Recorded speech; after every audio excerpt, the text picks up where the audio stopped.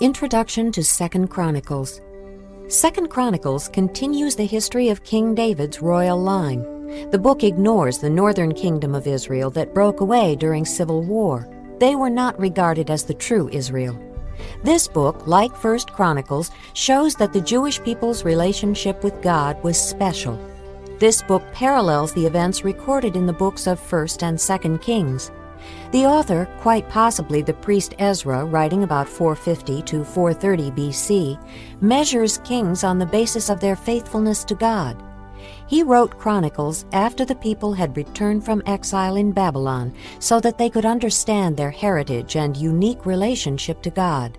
They had suffered captivity and the loss of God's covenant blessings because they did not keep His law. But now they had the opportunity for obedience and blessing once again. 2 Chronicles, chapter 1. Solomon, son of David, established himself firmly over his kingdom, for the Lord his God was with him, and made him exceedingly great. Then Solomon spoke to all Israel, to the commanders of thousands and commanders of hundreds, to the judges and to all the leaders in Israel, the heads of families. And Solomon and the whole assembly went to the high place at Gibeon, for God's tent of meeting was there, which Moses, the Lord's servant, had made in the desert. Now David had brought up the ark of God from Kiriath-Jearim to the place he had prepared for it, because he had pitched a tent for it in Jerusalem.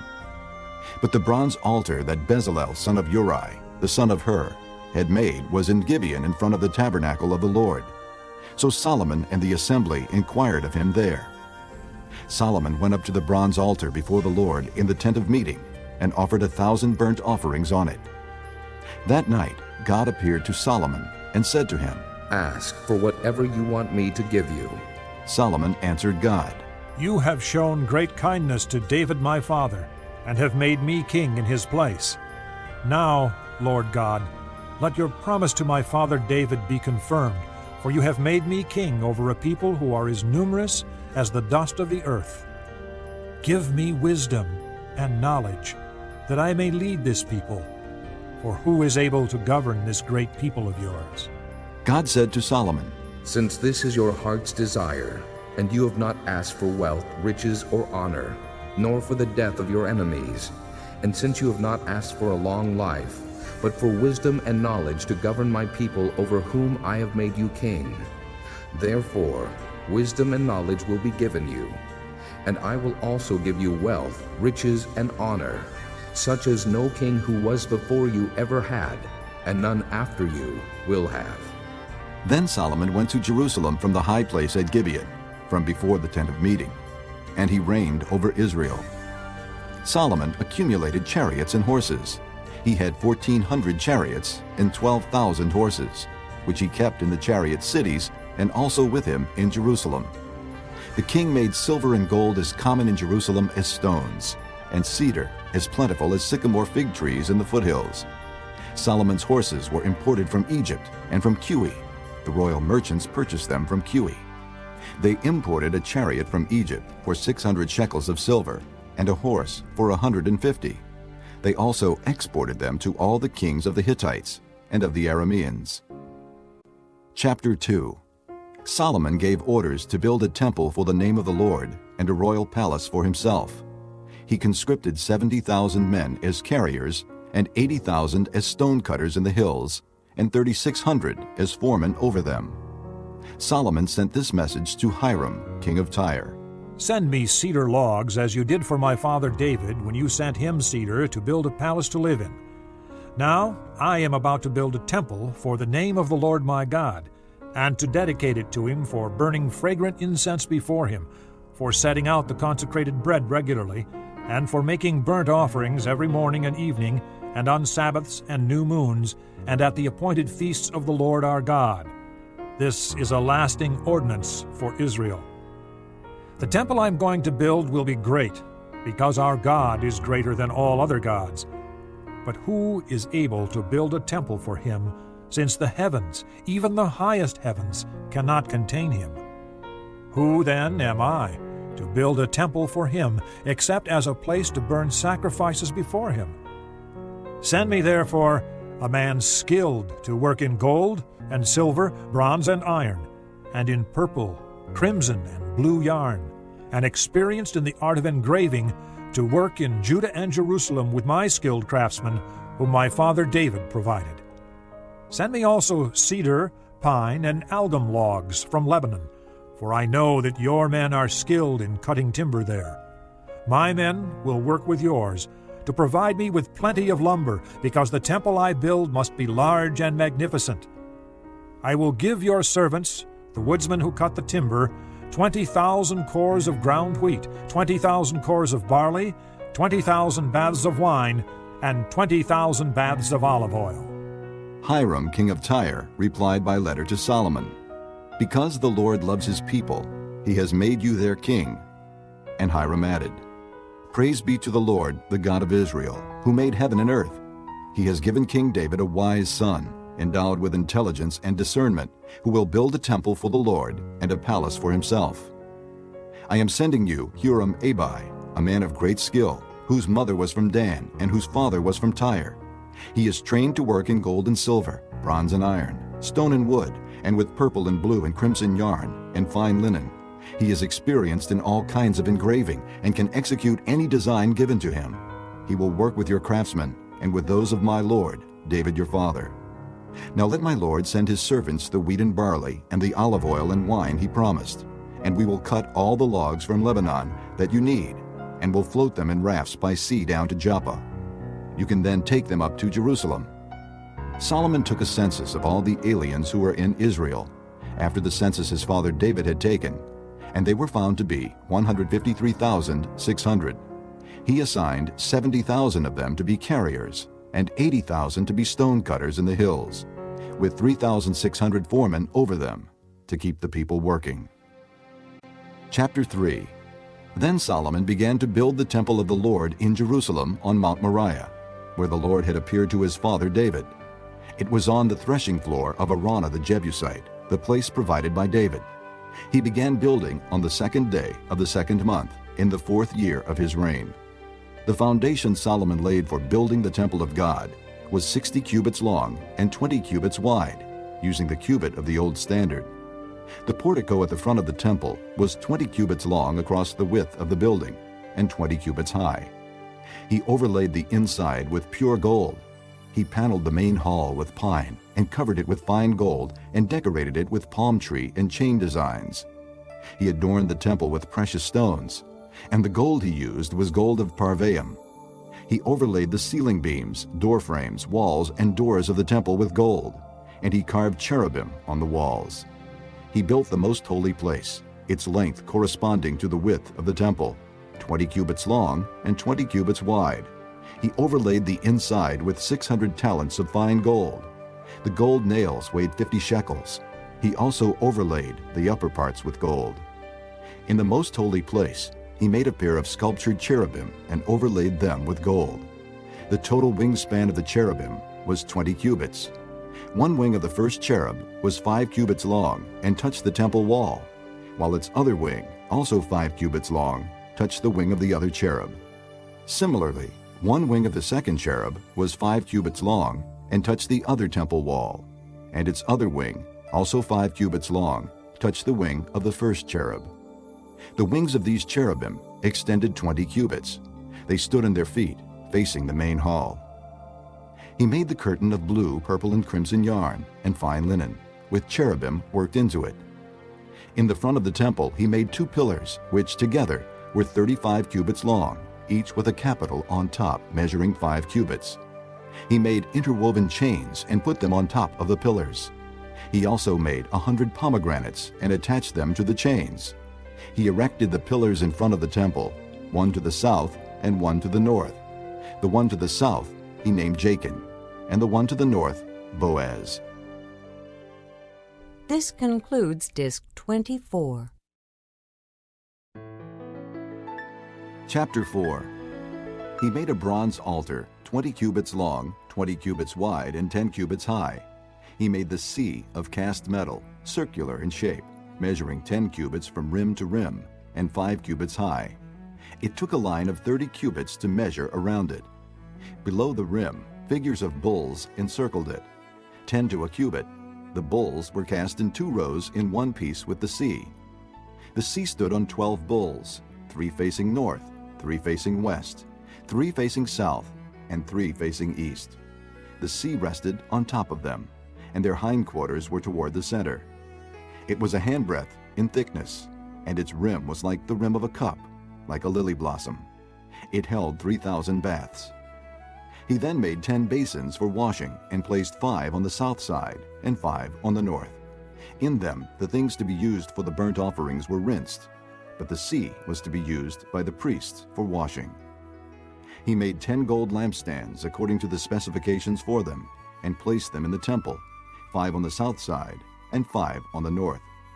He made 10 tables and placed them in the temple, 5 on the south side and 5 on the north. He also made 100 gold sprinkling bowls. He made the courtyard of the priests, and the large court and the doors for the court, and overlaid the doors with bronze. He placed the sea on the south side at the southeast corner. He also made the pots and shovels and sprinkling bowls. So Huram finished the work he had undertaken for King Solomon in the temple of God: the 2 pillars, the 2 bowl-shaped capitals on top of the pillars, the 2 sets of network decorating the 2 bowl-shaped capitals on top of the pillars, the 400 pomegranates for the 2 sets of network, 2 rows of pomegranates for each network decorating the bowl-shaped capitals on top of the pillars, the stands with their basins, the sea and the 12 bulls under it, the pots, shovels, meat forks, and all related articles. All the objects that Huram-Abi made for King Solomon for the temple of the Lord were of polished bronze. The king had them cast in clay molds in the plain of the Jordan between Succoth and Zarethan. All these things that Solomon made amounted to so much that the weight of the bronze was not determined. Solomon also made all the furnishings that were in God's temple: the golden altar, the tables on which was the bread of the presence, the lampstands of pure gold with their lamps to burn in front of the inner sanctuary as prescribed, the gold floral work and lamps and tongs, they were solid gold, the pure gold wick trimmers, sprinkling bowls, dishes and censers, and the gold doors of the temple, the inner doors to the most holy place, and the doors of the main hall. Chapter 5. When all the work Solomon had done for the temple of the Lord was finished, he brought in the things his father David had dedicated, the silver and gold and all the furnishings, and he placed them in the treasuries of God's temple. Then Solomon summoned to Jerusalem the elders of Israel, all the heads of the tribes and the chiefs of the Israelite families, to bring up the ark of the Lord's covenant from Zion, the city of David. And all the men of Israel came together to the king at the time of the festival in the 7th month. When all the elders of Israel had arrived, the Levites took up the ark, and they brought up the ark in the tent of meeting and all the sacred furnishings in it. The priests, who were Levites, carried them up, and King Solomon and the entire assembly of Israel that had gathered about him were before the ark, sacrificing so many sheep and cattle that they could not be recorded or counted. The priests then brought the ark of the Lord's covenant to its place in the inner sanctuary of the temple, the most holy place, and put it beneath the wings of the cherubim. The cherubim spread their wings over the place of the ark and covered the ark and its carrying poles. These poles were so long that their ends, extending from the ark, could be seen from in front of the inner sanctuary, but not from outside the holy place, and they are still there today. There was nothing in the ark except the 2 tablets that Moses had placed in it at Horeb, where the Lord made a covenant with the Israelites after they came out of Egypt. The priests then withdrew from the holy place. All the priests who were there had consecrated themselves, regardless of their divisions. All the Levites who were musicians, Asaph, Heman, Jeduthun, and their sons and relatives, stood on the east side of the altar, dressed in fine linen and playing cymbals, harps, and lyres. They were accompanied by 120 priests sounding trumpets. The trumpeters and singers joined in unison, as with one voice, to give praise and thanks to the Lord. Accompanied by trumpets, cymbals, and other instruments, they raised their voices in praise to the Lord and sang, "He is good. His love endures forever." Then the temple of the Lord was filled with a cloud, and the priests could not perform their service because of the cloud, for the glory of the Lord filled the temple of God. Chapter 6. Then Solomon said, The Lord has said that he would dwell in a dark cloud. I have built a magnificent temple for you, a place for you to dwell forever." While the whole assembly of Israel was standing there, the king turned around and blessed them. Then he said, "Praise be to the Lord, the God of Israel, who with his hands has fulfilled what he promised with his mouth to my father David. For he said, 'Since the day I brought my people out of Egypt, I have not chosen a city in any tribe of Israel to have a temple built for my name to be there, nor have I chosen any one to be the leader over my people Israel. But now I have chosen Jerusalem for my name to be there, and I have chosen David to rule my people Israel.' My father David had it in his heart to build a temple for the name of the Lord, the God of Israel. But the Lord said to my father David, 'Because it was in your heart to build a temple for my name, you did well to have this in your heart. Nevertheless, you are not the one to build the temple, but your son, who is your own flesh and blood. He is the one who will build the temple for my name.' The Lord has kept the promise he made. I have succeeded David my father, and now I sit on the throne of Israel just as the Lord promised, and I have built the temple for the name of the Lord, the God of Israel.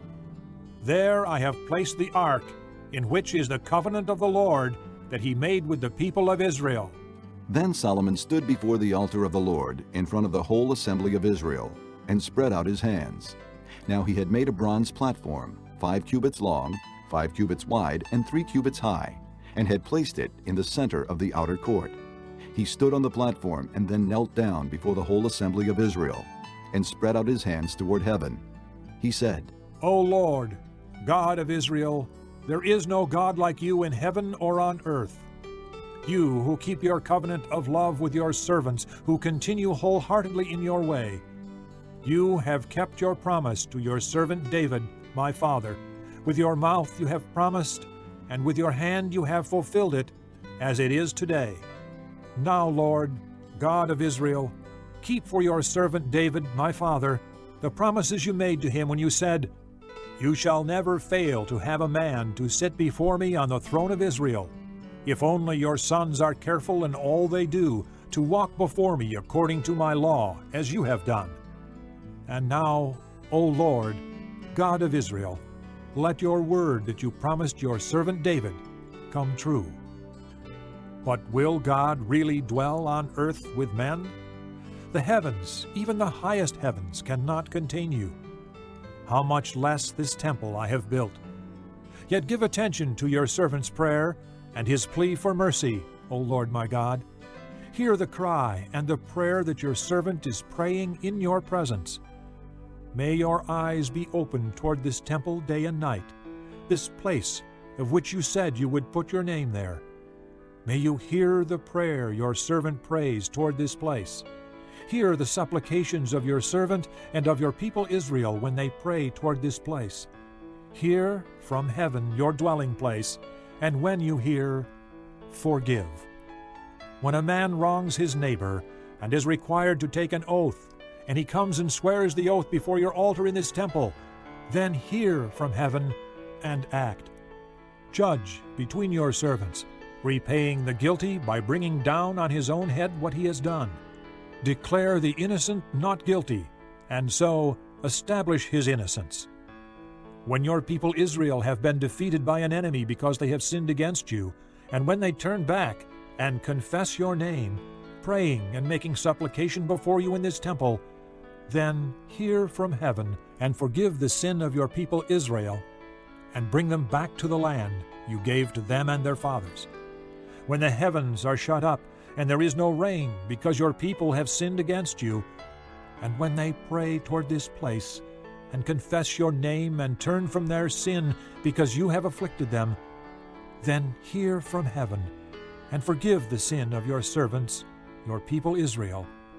Teach them the right way to live, and send rain on the land you gave your people for an inheritance. When famine or plague comes to the land, or blight or mildew, locusts or grasshoppers, or when enemies besiege them in any of their cities, whatever disaster or disease may come, and when a prayer or plea is made by any of your people Israel, each one aware of his afflictions and pains, and spreading out his hands toward this temple, then hear from heaven your dwelling place. Forgive, and deal with each man according to all he does, since you know his heart, for you alone know the hearts of men, so that they will fear you and walk in your ways all the time they live in the land you gave our fathers. As for the foreigner who does not belong to your people Israel, but has come from a distant land because of your great name and your mighty hand and your outstretched arm, when he comes and prays toward this temple, then hear from heaven your dwelling place, and do whatever the foreigner asks of you, so that all the peoples of the earth may know your name, and fear you, as do your own people Israel, and may know that this house I have built bears your name. When your people go to war against their enemies wherever you send them, and when they pray to you toward this city you have chosen, and the temple I have built for your name, then hear from heaven their prayer and their plea, and uphold their cause. When they sin against you, for there is no one who does not sin, and you become angry with them and give them over to the enemy who takes them captive to a land far away or near, and if they have a change of heart in the land where they are held captive, and repent, and plead with you in the land of their captivity, and say, We have sinned, we have done wrong and acted wickedly, and if they turn back to you with all their heart and soul in the land of their captivity, where they were taken, and pray toward the land you gave their fathers, toward the city you have chosen, and toward the temple I have built for your name, then from heaven your dwelling place, hear their prayer and their pleas, and uphold their cause, and forgive your people who have sinned against you. Now, my God, may your eyes be opened, and your ears attentive to the prayers offered in this place. Now arise, O Lord God, and come to your resting place, you and the ark of your might. May your priests, O Lord God, be clothed with salvation. May your saints rejoice in your goodness. O Lord God, do not reject your anointed one. Remember the great love promised to David your servant. Chapter 7. When Solomon finished praying, fire came down from heaven and consumed the burnt offering and the sacrifices, and the glory of the Lord filled the temple. The priests could not enter the temple of the Lord because the glory of the Lord filled it. When all the Israelites saw the fire coming down and the glory of the Lord above the temple, they knelt on the pavement with their faces to the ground, and they worshipped and gave thanks to the Lord, saying, He is good. His love endures forever. Then the king and all the people offered sacrifices before the Lord. And King Solomon offered a sacrifice of 22,000 head of cattle and 120,000 sheep and goats. So the king and all the people dedicated the temple of God. The priests took their positions, as did the Levites with the Lord's musical instruments, which King David had made for praising the Lord, and which were used when he gave thanks, saying, His love endures forever. Opposite the Levites, the priests blew their trumpets, and all the Israelites were standing. Solomon consecrated the middle part of the courtyard in front of the temple of the Lord, and there he offered burnt offerings and the fat of the fellowship offerings, because the bronze altar he had made could not hold the burnt offerings, the grain offerings, and the fat portions. So Solomon observed the festival at that time for 7 days, and all Israel with him, a vast assembly, people from Lebo-Hamath to the Wadi of Egypt. On the 8th day they held an assembly, for they had celebrated the dedication of the altar for 7 days, and the festival for 7 days more.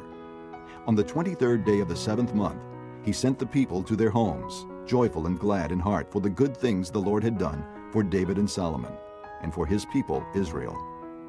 When Solomon had finished the temple of the Lord and the royal palace, and had succeeded in carrying out all he had in mind to do in the temple of the Lord and in his own palace, the Lord appeared to him at night and said, I have heard your prayer, and have chosen this place for myself as a temple for sacrifices.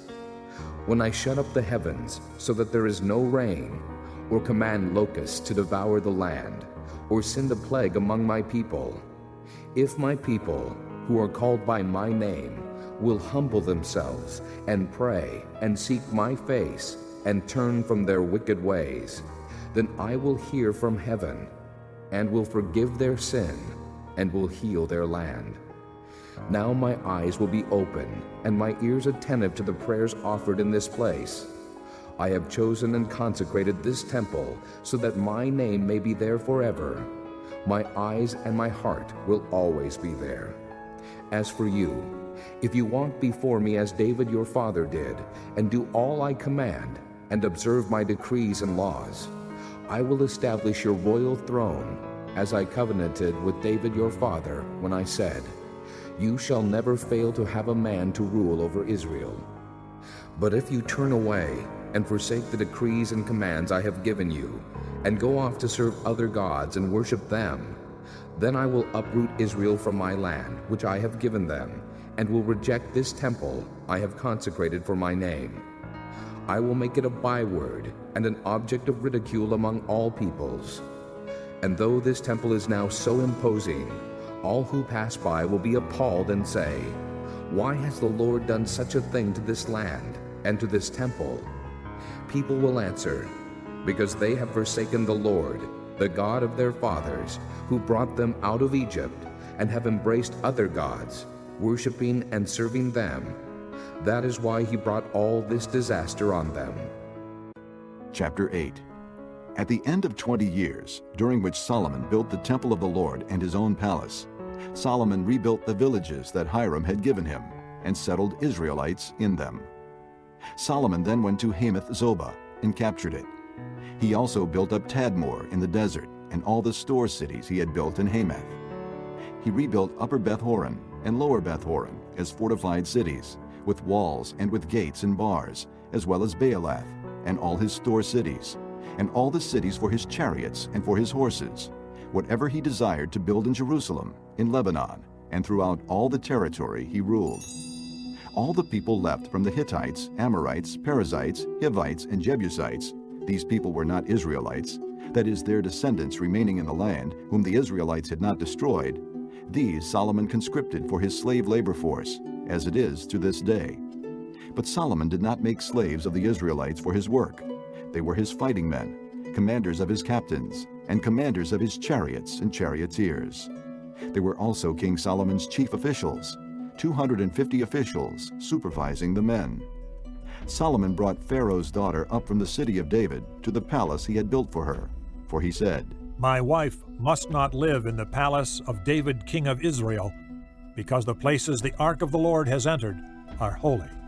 On the altar of the Lord that he had built in front of the portico, Solomon sacrificed burnt offerings to the Lord, according to the daily requirement for offerings commanded by Moses for Sabbaths, new moons, and the 3 annual feasts, the Feast of Unleavened Bread, the Feast of Weeks, and the Feast of Tabernacles. In keeping with the ordinance of his father David, he appointed the divisions of the priests for their duties, and the Levites to lead the praise and to assist the priests according to each day's requirement. He also appointed the gatekeepers by divisions for the various gates, because this was what David the man of God had ordered. They did not deviate from the king's commands to the priests or to the Levites in any matter, including that of the treasuries. All Solomon's work was carried out, from the day the foundation of the temple of the Lord was laid until its completion. So the temple of the Lord was finished. Then Solomon went to Ezion-Geber and Elath on the coast of Edom. And Hiram sent him ships commanded by his own officers, men who knew the sea. These, with Solomon's men, sailed to Ophir and brought back 450 talents of gold, which they delivered to King Solomon. Chapter 9. When the Queen of Sheba heard of Solomon's fame, she came to Jerusalem to test him with hard questions. Arriving with a very great caravan, with camels carrying spices, large quantities of gold and precious stones, she came to Solomon and talked with him about all she had on her mind. Solomon answered all her questions. Nothing was too hard for him to explain to her. When the Queen of Sheba saw the wisdom of Solomon, as well as the palace he had built, the food on his table, the seating of his officials, the attending servants in their robes, the cupbearers in their robes, and the burnt offerings he made at the temple of the Lord, she was overwhelmed. She said to the king, The report I heard in my own country about your achievements and your wisdom is true.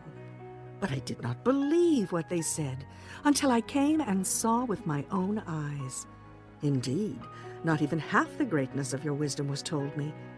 You have far exceeded the report I heard. How happy your men must be. How happy your officials, who continually stand before you and hear your wisdom. Praise be to the Lord your God, who has delighted in you and placed you on his throne as king to rule for the Lord your God. Because of the love of your God for Israel and his desire to uphold them forever, he has made you king over them, to maintain justice and righteousness. Then she gave the king 120 talents of gold, large quantities of spices and precious stones. There had never been such spices as those the Queen of Sheba gave to King Solomon. The men of Hiram and the men of Solomon brought gold from Ophir. They also brought algum wood and precious stones. The king used the algum wood to make steps for the temple of the Lord and for the royal palace, and to make harps and lyres for the musicians. Nothing like them had ever been seen in Judah. King Solomon gave the Queen of Sheba all she desired and asked for. He gave her more than she had brought to him. Then she left and returned with her retinue to her own country. The weight of the gold that Solomon received yearly was 666 talents, not including the revenues brought in by merchants and traders. Also all the kings of Arabia and the governors of the land brought gold and silver to Solomon. King Solomon made 200 large shields of hammered gold. 600 bekas of hammered gold went into each shield. He also made 300 small shields of hammered gold, with 300 bekas of gold in each shield.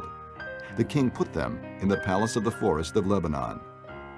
Then the king made a great throne inlaid with ivory and overlaid with pure gold.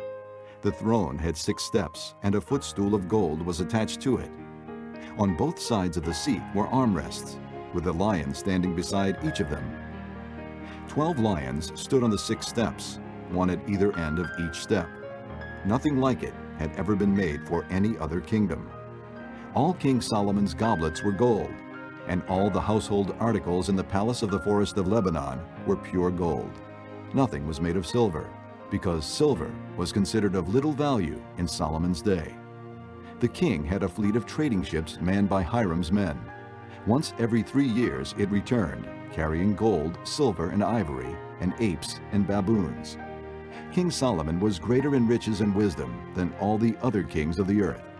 All the kings of the earth sought audience with Solomon to hear the wisdom God had put in his heart. Year after year, everyone who came brought a gift: articles of silver and gold, and robes, weapons, and spices, and horses and mules.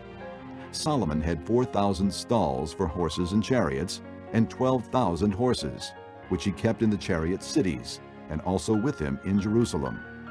He ruled over all the kings from the river to the land of the Philistines, as far as the border of Egypt.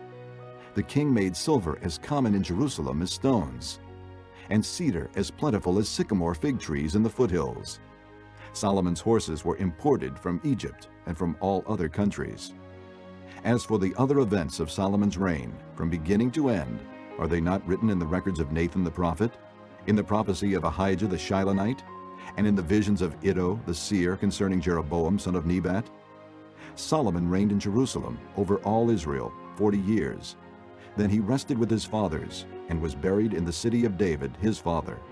And Rehoboam his son succeeded him as king. Chapter 10. Rehoboam went to Shechem, for all the Israelites had gone there to make him king. When Jeroboam son of Nebat heard this, he was in Egypt where he had fled from King Solomon. He returned from Egypt. So they sent for Jeroboam, and he and all Israel went to Rehoboam and said to him, "Your father put a heavy yoke on us, but now lighten the harsh labor and the heavy yoke he put on us, and we will serve you." Rehoboam answered, "Come back to me in 3 days." So the people went away. Then King Rehoboam consulted the elders who had served his father Solomon during his lifetime. "How would you advise me to answer these people?" He asked. They replied, "If you will be kind to these people and please them and give them a favorable answer, they will always be your servants." But Rehoboam rejected the advice the elders gave him and consulted the young men who had grown up with him and were serving him. He asked them, "What is your advice? How should we answer these people who say to me, 'Lighten the yoke that your father put on us'?" The young men who had grown up with him replied, "Tell the people who have said to you, 'Your father put a heavy yoke on us, but make our yoke lighter.' Tell them, 'My little finger is thicker than my father's waist. My father laid on you a heavy yoke, I will make it even heavier. My father scourged you with whips, I will scourge you with scorpions. 3 days later, Jeroboam and all the people returned to Rehoboam, as the king had said. Come back to me in 3 days. The king answered them harshly.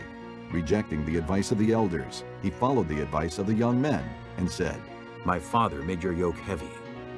I will make it even heavier. My father scourged you with whips. I will scourge you with scorpions. So the king did not listen to the people, for this turn of events was from God, to fulfill the word the Lord had spoken to Jeroboam son of Nebat through Ahijah the Shilonite. When all Israel saw that the king refused to listen to them, they answered the king, What share do we have in David? What part in Jesse's son? To your tents, O Israel! Look after your own house, O David! So all the Israelites went home. But as for the Israelites who were living in the towns of Judah, Rehoboam still ruled over them. King Rehoboam sent out Adoniram, who was in charge of forced labor, but the Israelites stoned him to death. King Rehoboam, however, managed to get into his chariot and escape to Jerusalem. So Israel has been in rebellion against the house of David to this day. Chapter 11. When Rehoboam arrived in Jerusalem, he mustered the house of Judah and Benjamin, 180,000 fighting men, to make war against Israel and to regain the kingdom for Rehoboam. But this word of the Lord came to Shemaiah, the man of God. Say to Rehoboam, son of Solomon, king of Judah, and to all the Israelites in Judah and Benjamin, this is what the Lord says. Do not go up to fight against your brothers. Go home, every one of you, for this is my doing. So they obeyed the words of the Lord and turned back from marching against Jeroboam. Rehoboam lived in Jerusalem and built up towns for defense in Judah: Bethlehem, Etam, Tekoa, Beth-zur, Soko, Adullam, Gath, Maresha, Ziph, Adoraim, Lachish, Azekah, Zorah, Ajalon, and Hebron. These were fortified cities in Judah and Benjamin. He strengthened their defenses and put commanders in them with supplies of food, olive oil, and wine. He put shields and spears in all the cities and made them very strong. So Judah and Benjamin were his. The priests and Levites from all their districts throughout Israel sided with him. The Levites even abandoned their pasture lands and property and came to Judah and Jerusalem, because Jeroboam and his sons had rejected them as priests of the Lord. And he appointed his own priests for the high places and for the goat and calf idols he had made. Those from every tribe of Israel who set their hearts on seeking the Lord, the God of Israel, followed the Levites to Jerusalem to offer sacrifices to the Lord, the God of their fathers. They strengthened the kingdom of Judah and supported Rehoboam, son of Solomon, 3 years, walking in the ways of David and Solomon during this time. Rehoboam married Mahalath, who was the daughter of David's son Jeremoth and of Abihail, the daughter of Jesse's son Eliab. She bore him sons Jeush, Shemariah, and Zaham. Then he married Maacah, daughter of Absalom, who bore him Abijah, Attai, Ziza, and Shalomith. Rehoboam loved Maacah, daughter of Absalom, more than any of his other wives and concubines. In all, he had 18 wives and 60 concubines, 28 sons and 60 daughters. Rehoboam appointed Abijah, son of Maacah, to be the chief prince among his brothers, in order to make him king. He acted wisely, dispersing some of his sons throughout the districts of Judah and Benjamin, and to all the fortified cities. He gave them abundant provisions and took many wives for them. Chapter 12. After Rehoboam's position as king was established, and he had become strong, he and all Israel with him abandoned the law of the Lord. Because they had been unfaithful to the Lord, Shishak, king of Egypt, attacked Jerusalem in the 5th year of King Rehoboam. With 1,200 chariots and 60,000 horsemen and the innumerable troops of Libyans, Sukkites, and Cushites that came with him from Egypt, he captured the fortified cities of Judah and came as far as Jerusalem. Then the prophet Shemaiah came to Rehoboam and to the leaders of Judah who had assembled in Jerusalem for fear of Shishak, and he said to them, This is what the Lord says. You have abandoned me, therefore I now abandon you to Shishak. The leaders of Israel and the king humbled themselves and said, The Lord is just. When the Lord saw that they had humbled themselves, this word of the Lord came to Shemaiah. Since they have humbled themselves, I will not destroy them, but will soon give them deliverance. My wrath will not be poured out on Jerusalem through Shishak. They will, however, become subject to him, so that they may learn the difference between serving me and serving the kings of other lands. When Shishak, king of Egypt, attacked Jerusalem, he carried off the treasures of the temple of the Lord and the treasures of the royal palace. He took everything, including the gold shields Solomon had made. So King Rehoboam made bronze shields to replace them and assigned these to the commanders of the guard on duty at the entrance to the royal palace. Whenever the king went to the Lord's temple, the guards went with him, bearing the shields, and afterward they returned them to the guard room. Because Rehoboam humbled himself, the Lord's anger turned from him, and he was not totally destroyed. Indeed, there was some good in Judah. King Rehoboam established himself firmly in Jerusalem and continued as king. He was 41 years old when he became king, and he reigned 17 years in Jerusalem, the city the Lord had chosen out of all the tribes of Israel in which to put his name. His mother's name was Naamah. She was an Ammonite. He did evil because he had not set his heart on seeking the Lord. As for the events of Rehoboam's reign, from beginning to end, are they not written in the records of Shemaiah the prophet and of Iddo the seer that deal with genealogies? There was continual warfare between Rehoboam and Jeroboam. Rehoboam rested with his fathers and was buried in the city of David, and Abijah, his son, succeeded him as king. Chapter 13. In the 18th year of the reign of Jeroboam, Abijah became king of Judah, and he reigned in Jerusalem 3 years. His mother's name was Maacah, a daughter of Uriel of Gibeon. There was war between Abijah and Jeroboam. Abijah went into battle with a force of 400,000 able fighting men, and Jeroboam drew up a battle line against him with 800,000 able troops. Abijah stood on Mount Zemaraim in the hill country of Ephraim and said, Jeroboam and all Israel, listen to me.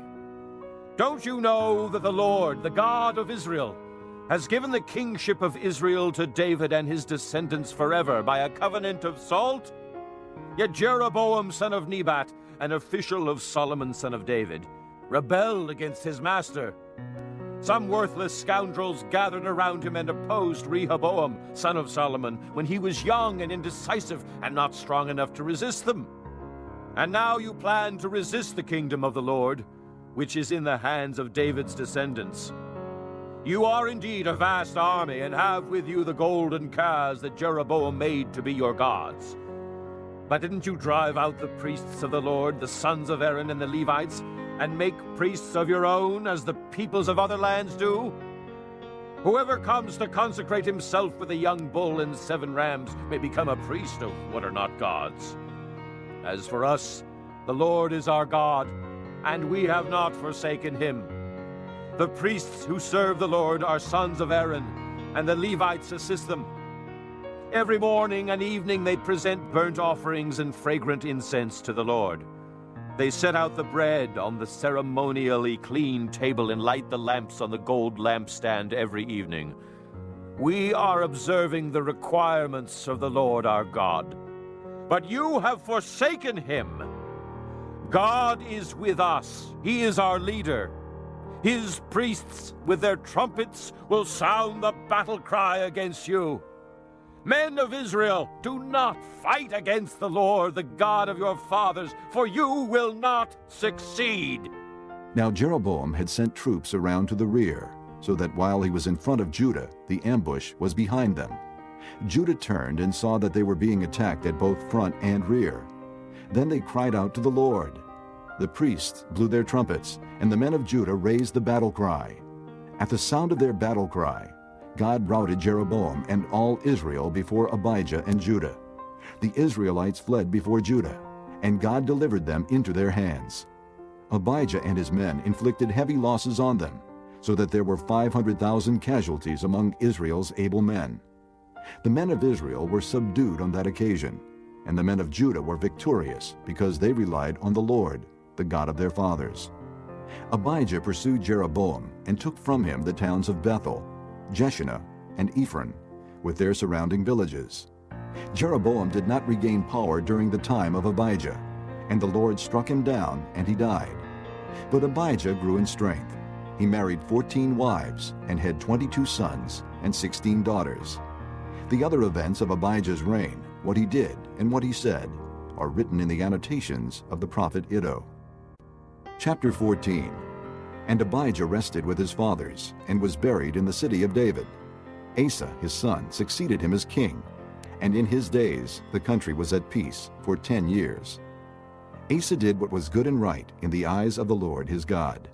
He removed the foreign altars and the high places, smashed the sacred stones, and cut down the Asherah poles. He commanded Judah to seek the Lord, the God of their fathers, and to obey his laws and commands. He removed the high places and incense altars in every town in Judah, and the kingdom was at peace under him. He built up the fortified cities of Judah, since the land was at peace. No one was at war with him during those years, for the Lord gave him rest. "Let us build up these towns," he said to Judah, "and put walls around them with towers, gates, and bars. The land is still ours, because we have sought the Lord our God. We sought him, and he has given us rest on every side." So they built and prospered.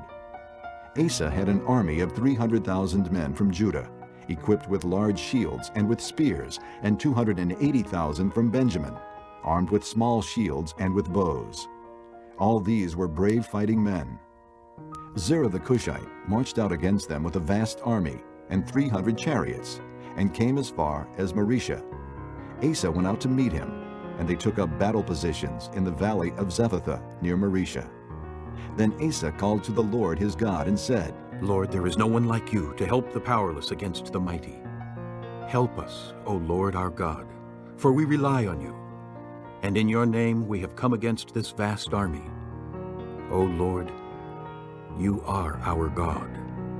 Do not let man prevail against you." The Lord struck down the Cushites before Asa and Judah. The Cushites fled, and Asa and his army pursued them as far as Gerar. Such a great number of Cushites fell that they could not recover. They were crushed before the Lord and his forces. The men of Judah carried off a large amount of plunder. They destroyed all the villages around Gerar, for the terror of the Lord had fallen upon them. They plundered all these villages, since there was much booty there. They also attacked the camps of the herdsmen, and carried off droves of sheep and goats and camels. Then they returned to Jerusalem. Chapter 15. The Spirit of God came upon Azariah, son of Oded. He went out to meet Asa, and said to him, "Listen to me, Asa, and all Judah and Benjamin. The Lord is with you when you are with him. If you seek him, he will be found by you. But if you forsake him, he will forsake you. For a long time, Israel was without the true God, without a priest to teach, and without the law. But in their distress they turned to the Lord, the God of Israel, and sought him, and he was found by them. In those days it was not safe to travel about, for all the inhabitants of the lands were in great turmoil. One nation was being crushed by another, and one city by another, because God was troubling them with every kind of distress. But as for you, be strong, and do not give up, for your work will be rewarded."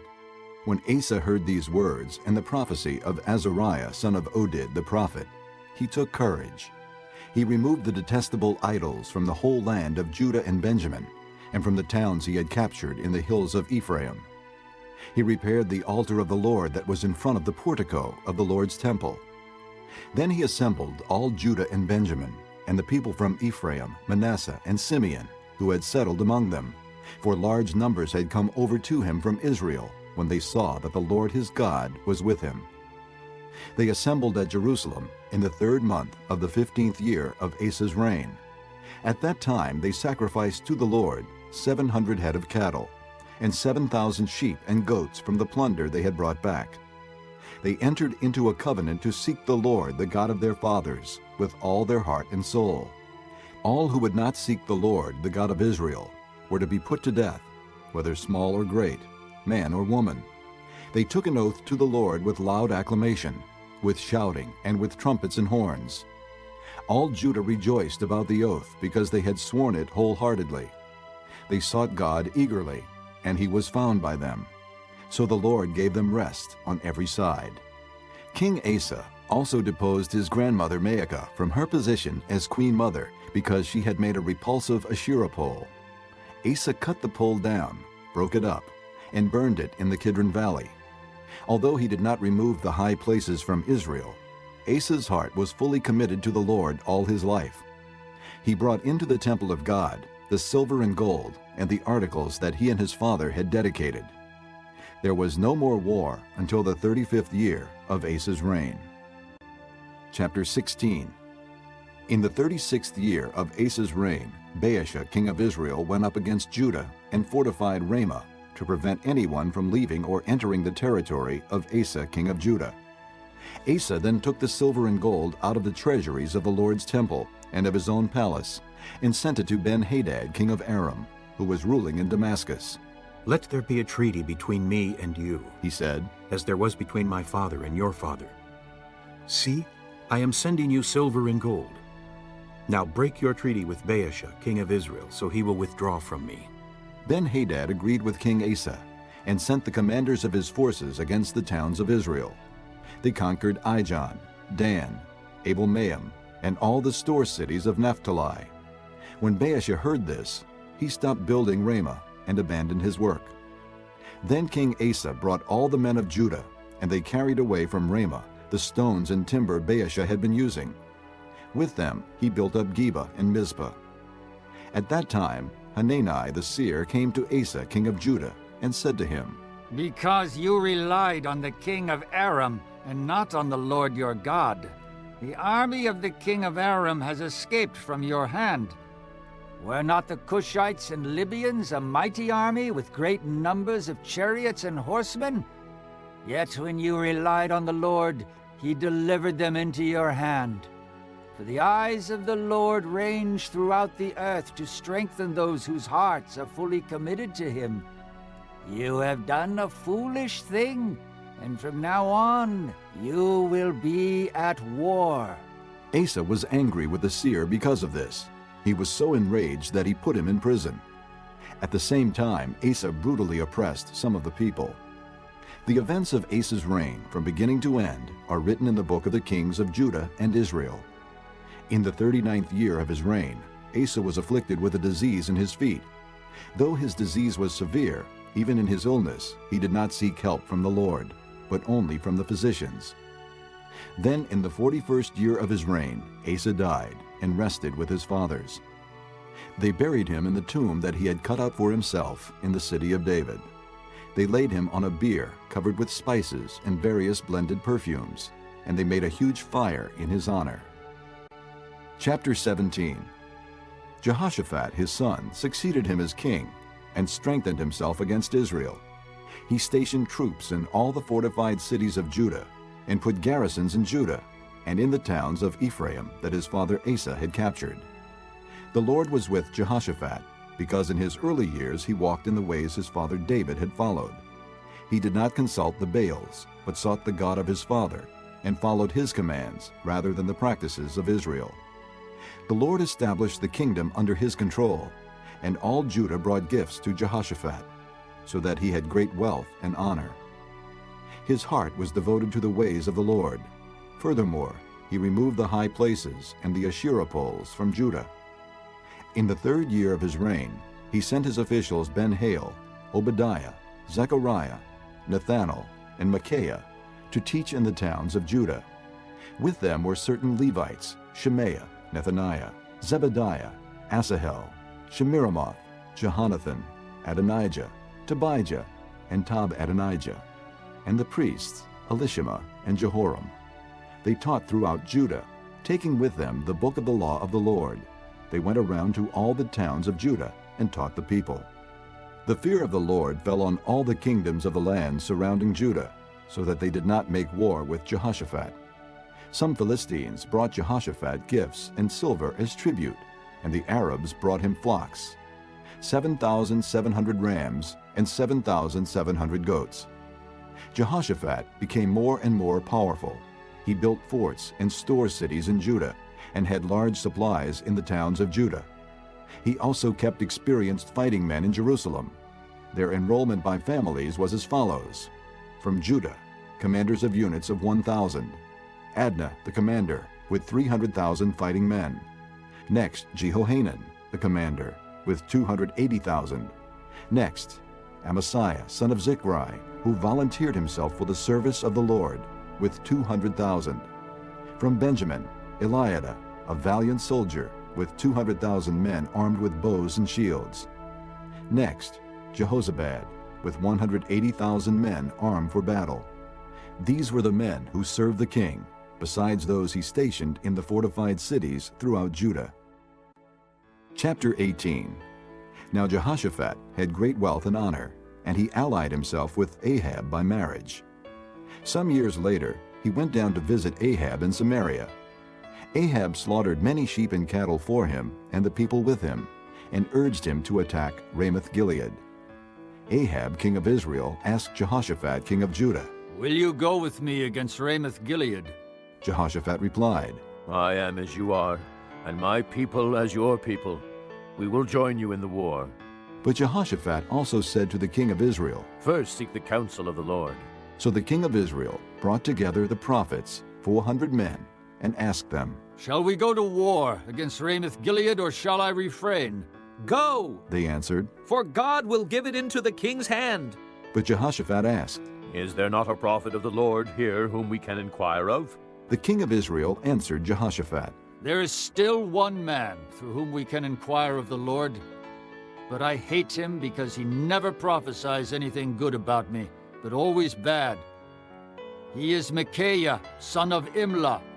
The king should not say that, Jehoshaphat replied.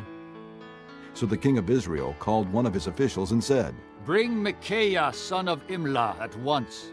Dressed in their royal robes, the king of Israel and Jehoshaphat, king of Judah, were sitting on their thrones at the threshing floor by the entrance to the gate of Samaria, with all the prophets prophesying before them. Now Zedekiah, son of Chenaanah, had made iron horns, and he declared, This is what the Lord says. With these you will gore the Arameans until they are destroyed. All the other prophets were prophesying the same thing. Attack Ramoth-Gilead and be victorious, They said. for the Lord will give it into the king's hand.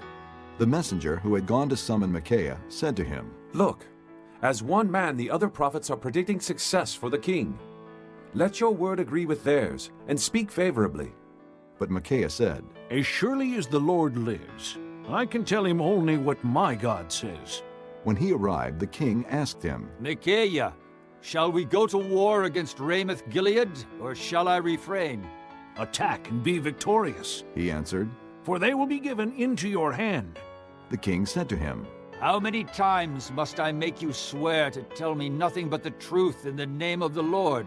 Then Micaiah answered, I saw all Israel scattered on the hills like sheep without a shepherd, and the Lord said, These people have no master. Let each one go home in peace. The king of Israel said to Jehoshaphat, "Didn't I tell you that he never prophesies anything good about me, but only bad?" Micaiah continued, Therefore hear the word of the Lord. I saw the Lord sitting on his throne with all the host of heaven standing on his right and on his left. And the Lord said, Who will entice Ahab, king of Israel, into attacking Ramoth-Gilead and going to his death there? One suggested this, and another that. Finally a spirit came forward, stood before the Lord, and said, I will entice him. By what means? The Lord asked. I will go and be a lying spirit in the mouths of all his prophets, he said. You will succeed in enticing him, said the Lord. Go and do it. So now the Lord has put a lying spirit in the mouths of these prophets of yours. The Lord has decreed disaster for you. Then Zedekiah, son of Chenaanah, went up and slapped Micaiah in the face.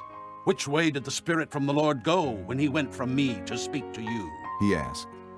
Micaiah replied, You will find out on the day you go to hide in an inner room. The king of Israel then ordered, "Take Micaiah and send him back to Ammon, the ruler of the city, and to Joash, the king's son, and say, This is what the king says. Put this fellow in prison, and give him nothing but bread and water until I return safely." Micaiah declared, If you ever return safely, the Lord has not spoken through me. Then he added, Mark my words, all you people. So the king of Israel and Jehoshaphat, king of Judah, went up to Ramoth Gilead. The king of Israel said to Jehoshaphat, I will enter the battle in disguise, but you wear your royal robes. So the king of Israel disguised himself and went into battle. Now the king of Aram had ordered his chariot commanders, Do not fight with anyone, small or great, except the king of Israel. When the chariot commanders saw Jehoshaphat, they thought, This is the king of Israel. So they turned to attack him.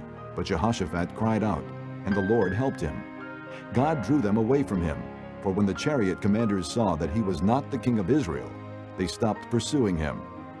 But someone drew his bow at random and hit the king of Israel between the sections of his armor. The king told the chariot driver, Wheel around and get me out of the fighting. I've been wounded. All day long the battle raged, and the king of Israel propped himself up in his chariot facing the Arameans until evening. Then at sunset he died. Chapter 19. When Jehoshaphat, king of Judah, returned safely to his palace in Jerusalem, Jehu the seer, the son of Hanani, went out to meet him and said to the king, Should you help the wicked and love those who hate the Lord? Because of this, the wrath of the Lord is upon you. There is, however, some good in you, for you have rid the land of the Asherah poles, and have set your heart on seeking God. Jehoshaphat lived in Jerusalem, and he went out again among the people from Beersheba to the hill country of Ephraim, and turned them back to the Lord, the God of their fathers. He appointed judges in the land, in each of the fortified cities of Judah.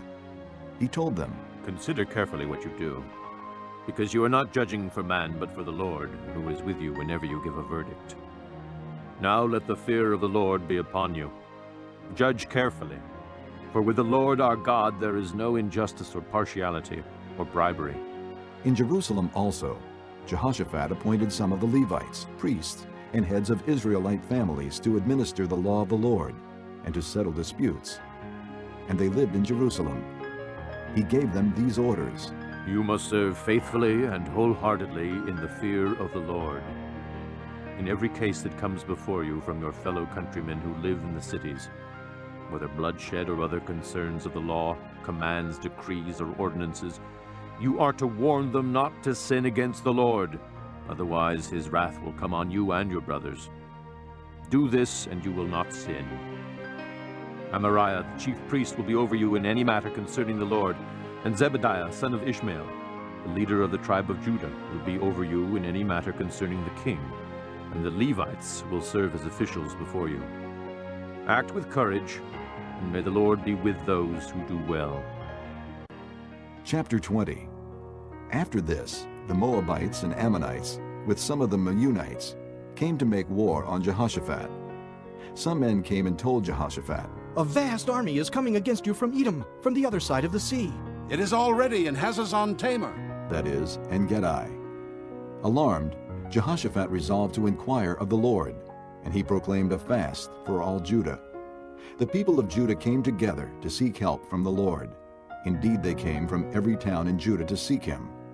Then Jehoshaphat stood up in the assembly of Judah and Jerusalem at the temple of the Lord in the front of the new courtyard and said, O Lord God of our fathers, are you not the God who is in heaven? You rule over all the kingdoms of the nations.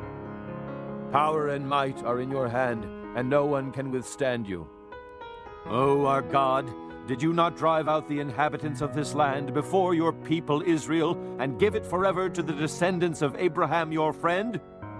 They have lived in it and have built in it a sanctuary for your name, saying, If calamity comes upon us, whether the sword of judgment, or plague, or famine, we will stand in your presence before this temple that bears your name, and will cry out to you in our distress, and you will hear us and save us.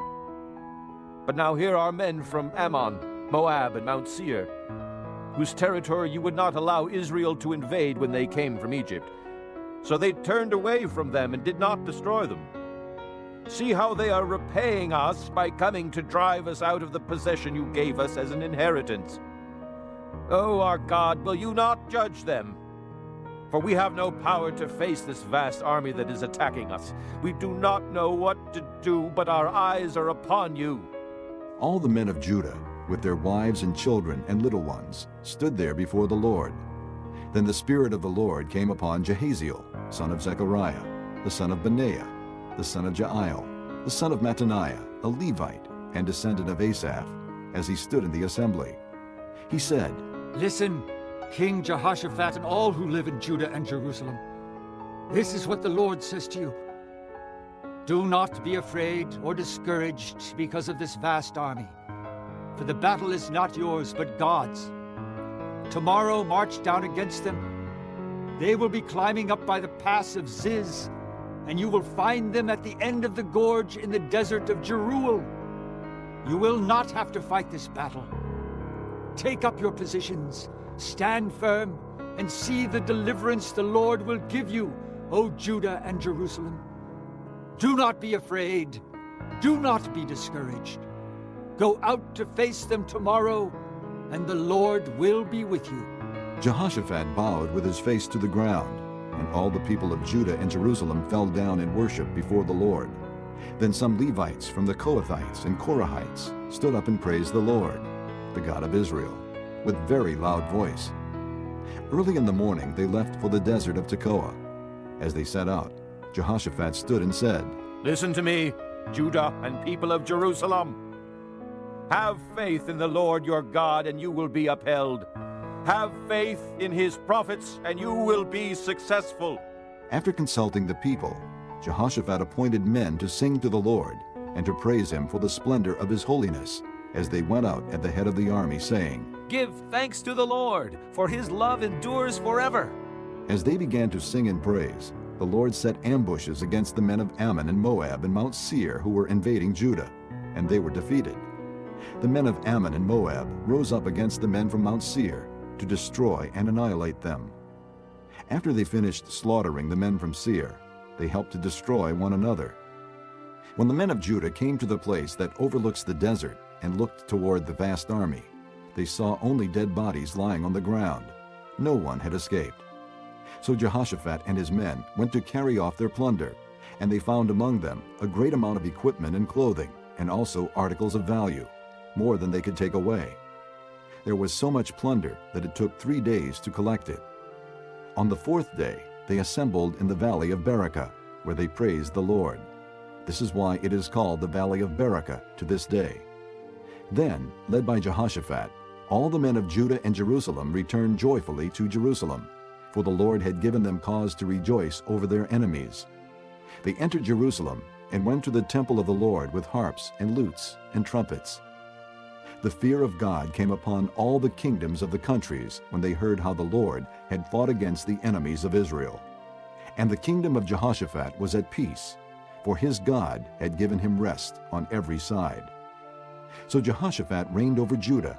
He was 35 years old when he became king of Judah, and he reigned in Jerusalem 25 years. His mother's name was Azubah, daughter of Shilhi. He walked in the ways of his father Asa, and did not stray from them. He did what was right in the eyes of the Lord. The high places, however, were not removed, and the people still had not set their hearts on the God of their fathers. The other events of Jehoshaphat's reign, from beginning to end, are written in the annals of Jehu, son of Hanani, which are recorded in the book of the kings of Israel. Later, Jehoshaphat, king of Judah, made an alliance with Ahaziah, king of Israel, who was guilty of wickedness. He agreed with him to construct a fleet of trading ships. After these were built at Ezion-Geber, Eliezer, son of Dodavehu of Marisha, prophesied against Jehoshaphat, saying, Because you have made an alliance with Ahaziah, the Lord will destroy what you have made. The ships were wrecked and were not able to set sail to trade. Chapter 21. Then Jehoshaphat rested with his fathers and was buried with them in the city of David. And Jehoram his son succeeded him as king. Jehoram's brothers, the sons of Jehoshaphat, were Azariah, Jehiel, Zechariah, Azariahu, Michael, and Shephatiah. All these were sons of Jehoshaphat, king of Israel. Their father had given them many gifts of silver and gold and articles of value, as well as fortified cities in Judah, but he had given the kingdom to Jehoram because he was his firstborn son.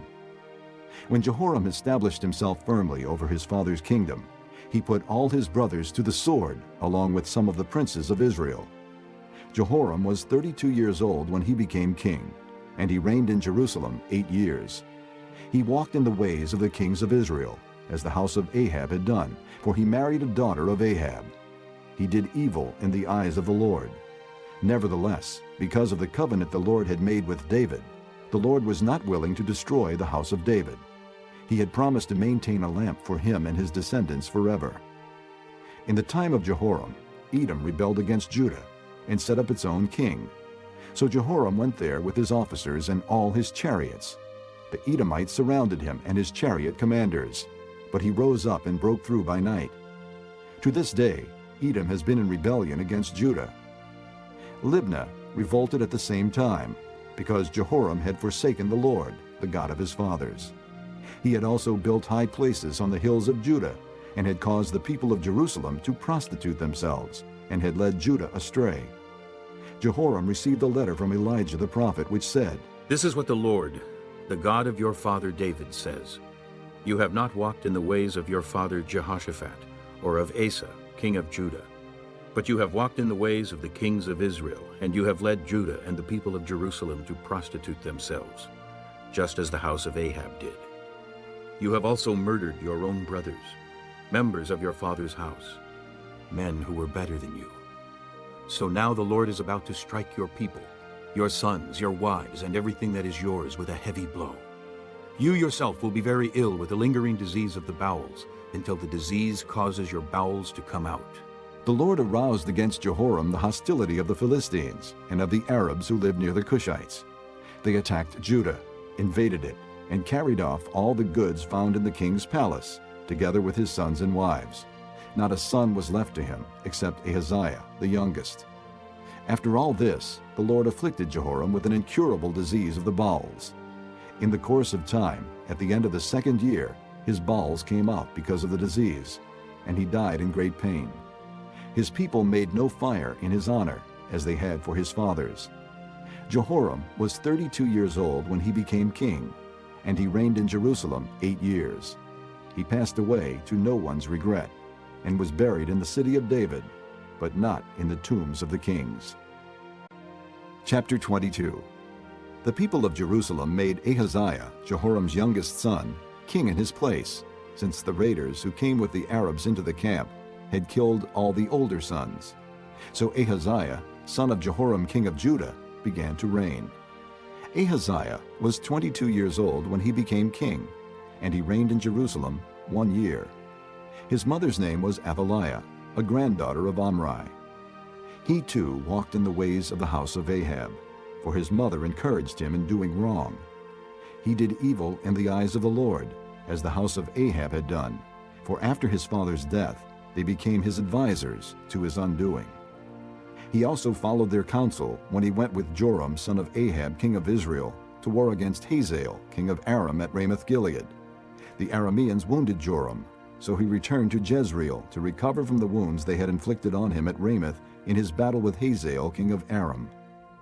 Then Ahaziah son of Jehoram king of Judah went down to Jezreel to see Joram son of Ahab, because he had been wounded. Through Ahaziah's visit to Joram, God brought about Ahaziah's downfall. When Ahaziah arrived, he went out with Joram to meet Jehu son of Nimshi, whom the Lord had anointed to destroy the house of Ahab. While Jehu was executing judgment on the house of Ahab, he found the princes of Judah and the sons of Ahaziah's relatives who had been attending Ahaziah, and he killed them.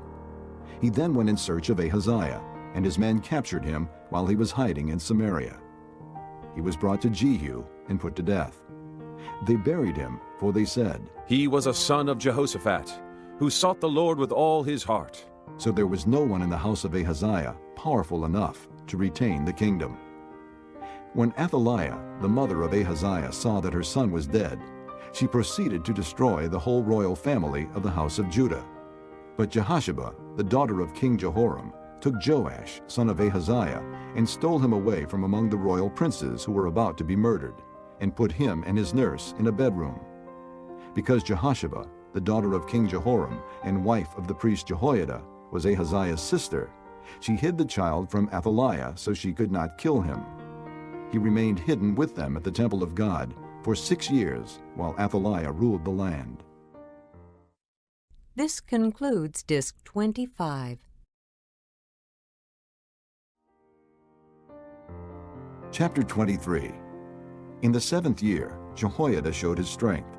He made a covenant with the commanders of units of 100, Azariah, son of Jeroham, Ishmael, son of Jehohanan, Azariah, son of Obed, Maaseiah, son of Adaiah, and Elishaphat, son of Zichri. They went throughout Judah and gathered the Levites and the heads of Israelite families from all the towns. When they came to Jerusalem, the whole assembly made a covenant with the king at the temple of God. Jehoiada said to them, "The king's son shall reign, as the Lord promised concerning the descendants of David. Now this is what you are to do. A third of you priests and Levites who are going on duty on the Sabbath are to keep watch at the doors. A third of you at the royal palace, and a third at the foundation gate. And all the other men are to be in the courtyards of the temple of the Lord. No one is to enter the temple of the Lord except the priests and Levites on duty. They may enter because they are consecrated, but all the other men are to guard what the Lord has assigned to them. The Levites are to station themselves around the king, each man with his weapons in his hand. Anyone who enters the temple must be put to death. Stay close to the king wherever he goes." The Levites and all the men of Judah did just as Jehoiada the priest ordered.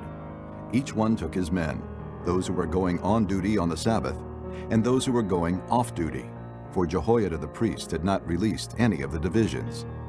Then he gave the commanders of units of 100 the spears and the large and small shields that had belonged to King David, and that were in the temple of God.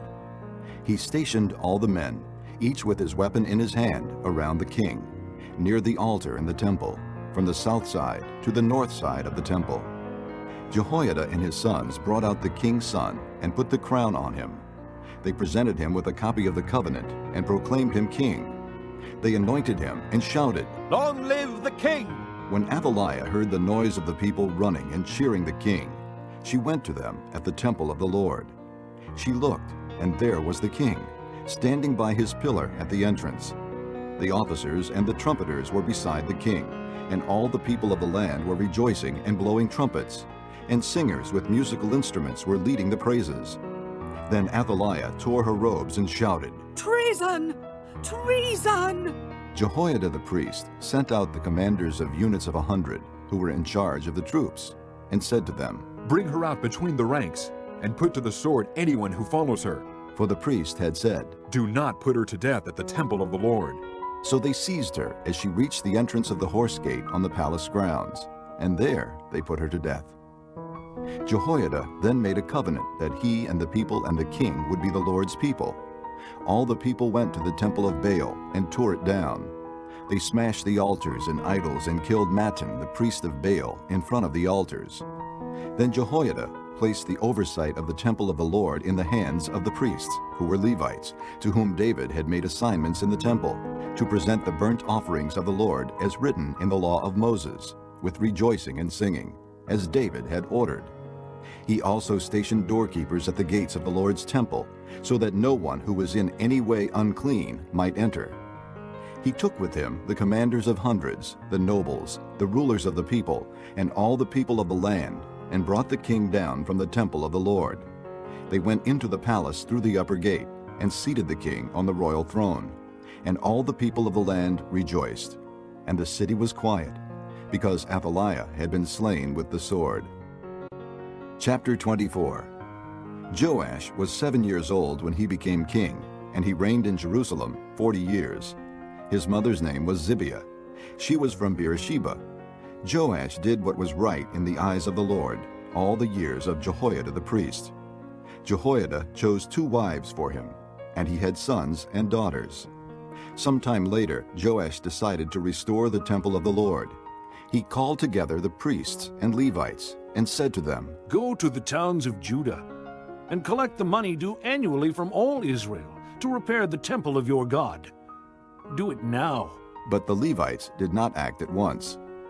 Therefore the king summoned Jehoiada the chief priest and said to him, "Why haven't you required the Levites to bring in from Judah and Jerusalem the tax imposed by Moses, the servant of the Lord, and by the assembly of Israel for the tent of the testimony.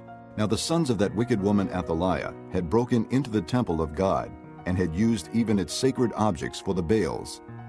At the king's command, a chest was made and placed outside, at the gate of the temple of the Lord. A proclamation was then issued in Judah and Jerusalem, that they should bring to the Lord the tax that Moses the servant of God had required of Israel in the desert. All the officials and all the people brought their contributions gladly, dropping them into the chest until it was full. Whenever the chest was brought in by the Levites to the king's officials, and they saw that there was a large amount of money, the royal secretary and the officer of the chief priest would come and empty the chest and carry it back to its place.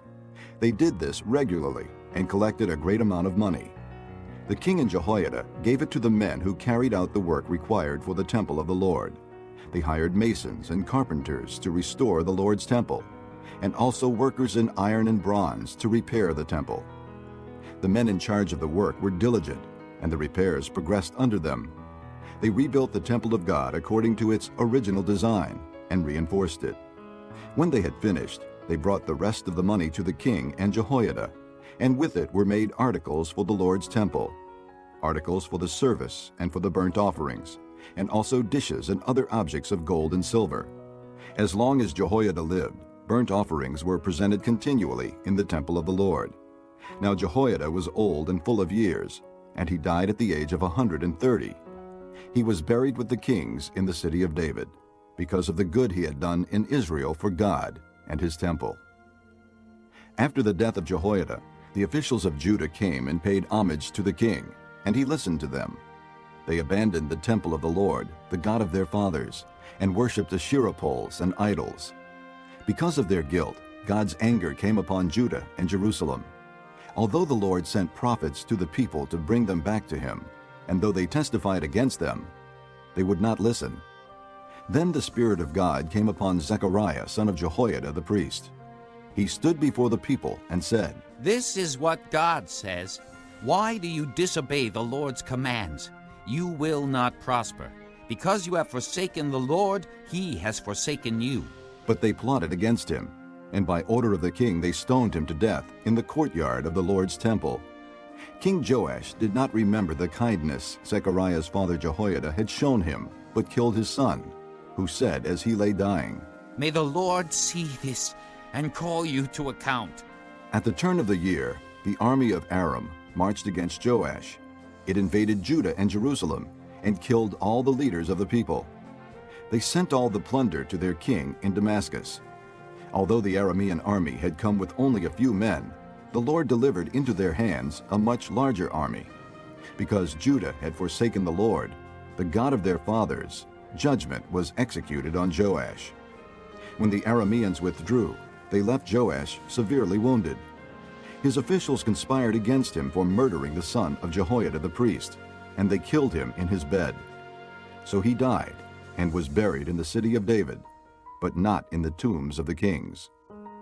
Those who conspired against him were Zabad, son of Shimeath, an Ammonite woman, and Jehozabad, son of Shimrith, a Moabite woman. The account of his sons, the many prophecies about him, and the record of the restoration of the temple of God are written in the annotations on the book of the kings. And Amaziah, his son, succeeded him as king. Chapter 25. Amaziah was 25 years old when he became king, and he reigned in Jerusalem 29 years. His mother's name was Jehoaddin. She was from Jerusalem. He did what was right in the eyes of the Lord, but not wholeheartedly. After the kingdom was firmly in his control, he executed the officials who had murdered his father, the king. Yet he did not put their sons to death, but acted in accordance with what is written in the law, in the book of Moses, where the Lord commanded, "Fathers shall not be put to death for their children, nor children put to death for their fathers. Each is to die for his own sins." Amaziah called the people of Judah together and assigned them according to their families to commanders of thousands and commanders of hundreds for all Judah and Benjamin. He then mustered those 20 years old or more and found that there were 300,000 men ready for military service, able to handle the spear and shield. He also hired 100,000 fighting men from Israel for 100 talents of silver. But a man of God came to him and said, O king, these troops from Israel must not march with you, for the Lord is not with Israel, not with any of the people of Ephraim. Even if you go and fight courageously in battle, God will overthrow you before the enemy, for God has the power to help or to overthrow. Amaziah asked the man of God, But what about the 100 talents I paid for these Israelite troops? The man of God replied, The Lord can give you much more than that. So Amaziah dismissed the troops who had come to him from Ephraim and sent them home. They were furious with Judah and left for home in a great rage. Amaziah then marshaled his strength and led his army to the Valley of Salt, where he killed 10,000 men of Seir. The army of Judah also captured 10,000 men alive, took them to the top of a cliff, and threw them down so that all were dashed to pieces.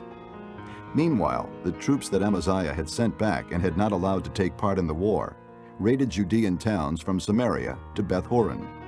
They killed 3,000 people and carried off great quantities of plunder. When Amaziah returned from slaughtering the Edomites, he brought back the gods of the people of Seir. He set them up as his own gods, bowed down to them, and burned sacrifices to them. The anger of the Lord burned against Amaziah, and he sent a prophet to him who said, Why do you consult this people's gods, which could not save their own people from your hand? While he was still speaking, the king said to him, Have we appointed you an advisor to the king? Stop! Why be struck down? So the prophet stopped, but said, I know that God has determined to destroy you, because you have done this and have not listened to my counsel. After Amaziah, king of Judah, consulted his advisers, he sent this challenge to Jehoash, son of Jehoahaz, the son of Jehu, king of Israel. Come, meet me face to face. But Jehoash, king of Israel, replied to Amaziah, king of Judah, A thistle in Lebanon sent a message to a cedar in Lebanon. Give your daughter to my son in marriage. Then a wild beast in Lebanon came along and trampled the thistle underfoot. You say to yourself that you have defeated Edom, and now you are arrogant and proud. But stay at home. Why ask for trouble and cause your own downfall and that of Judah also? Amaziah, however, would not listen, for God so worked that he might hand them over to Jehoash, because they sought the gods of Edom. So Jehoash, king of Israel, attacked. He and Amaziah, king of Judah, faced each other at Beth-shemesh in Judah. Judah was routed by Israel, and every man fled to his home. Jehoash, king of Israel, captured Amaziah, king of Judah, the son of Joash, the son of Ahaziah, at Beth-shemesh. Then Jehoash brought him to Jerusalem and broke down the wall of Jerusalem from the Ephraim gate to the corner gate, a section about 600 feet long. He took all the gold and silver and all the articles found in the temple of God that had been in the care of Obed-Edom, together with the palace treasures and the hostages, and returned to Samaria. Amaziah, son of Joash, king of Judah, lived for 15 years after the death of Jehoash, son of Jehoahaz, king of Israel. As for the other events of Amaziah's reign, from beginning to end, are they not written in the book of the kings of Judah and Israel? From the time that Amaziah turned away from following the Lord, they conspired against him in Jerusalem, and he fled to Lachish. But they sent men after him to Lachish, and killed him there. He was brought back by horse, and was buried with his fathers in the city of Judah. Chapter 26. Then all the people of Judah took Uzziah, who was 16 years old, and made him king in place of his father Amaziah. He was the one who rebuilt Elath and restored it to Judah after Amaziah rested with his fathers. Uzziah was 16 years old when he became king, and he reigned in Jerusalem 52 years. His mother's name was Jechaliah. She was from Jerusalem. He did what was right in the eyes of the Lord, just as his father Amaziah had done. He sought God during the days of Zechariah, who instructed him in the fear of God. As long as he sought the Lord, God gave him success. He went to war against the Philistines and broke down the walls of Gath, Jabneh, and Ashdod. He then rebuilt towns near Ashdod and elsewhere among the Philistines. God helped him against the Philistines and against the Arabs who lived in Gurbaal and against the Meunites. The Ammonites brought tribute to Uzziah, and his fame spread as far as the border of Egypt, because he had become very powerful. Uzziah built towers in Jerusalem at the corner gate, at the valley gate, and at the angle of the wall, and he fortified them. He also built towers in the desert and dug many cisterns, because he had much livestock in the foothills and in the plain. He had people working his fields and vineyards in the hills and in the fertile lands, for he loved the soil. Uzziah had a well-trained army, ready to go out by divisions according to their numbers, as mustered by Jael, the secretary, and Maaseiah, the officer under the direction of Hananiah, one of the royal officials. The total number of family leaders over the fighting men was 2,600. Under their command was an army of 307,500 men trained for war, a powerful force to support the king against his enemies. Uzziah provided shields, spears, helmets, coats of armor, bows, and sling stones for the entire army. In Jerusalem, he made machines designed by skillful men for use on the towers and on the corner defenses to shoot arrows and hurl large stones. His fame spread far and wide, for he was greatly helped until he became powerful.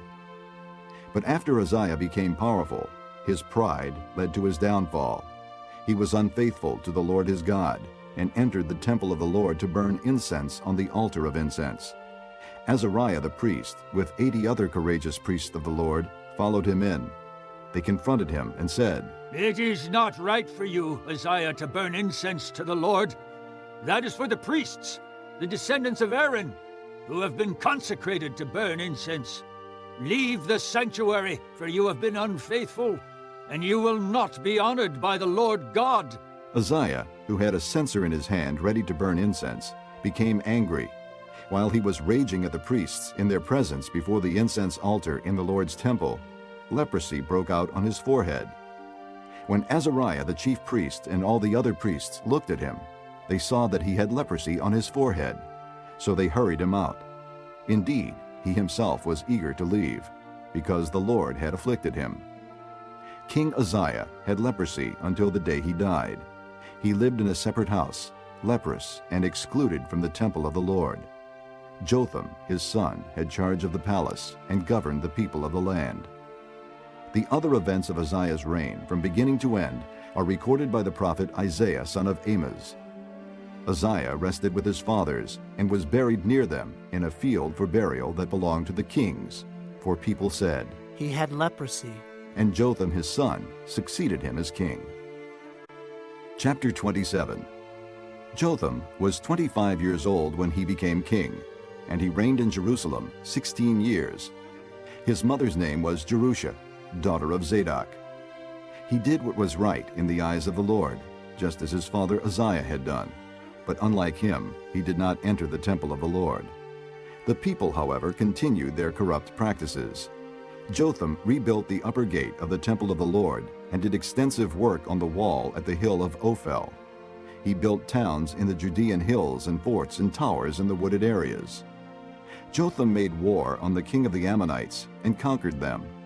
That year the Ammonites paid him 100 talents of silver, 10,000 cores of wheat, and 10,000 cores of barley. The Ammonites brought him the same amount also in the second and third years. Jotham grew powerful because he walked steadfastly before the Lord his God. The other events in Jotham's reign, including all his wars and the other things he did, are written in the book of the kings of Israel and Judah. He was 25 years old when he became king, and he reigned in Jerusalem 16 years. Jotham rested with his fathers and was buried in the city of David, and Ahaz, his son, succeeded him as king. Chapter 28. Ahaz was 20 years old when he became king, and he reigned in Jerusalem 16 years. Unlike David his father, he did not do what was right in the eyes of the Lord. He walked in the ways of the kings of Israel, and also made cast idols for worshiping the Baals. He burned sacrifices in the valley of Ben Hinnom, and sacrificed his sons in the fire, following the detestable ways of the nations the Lord had driven out before the Israelites.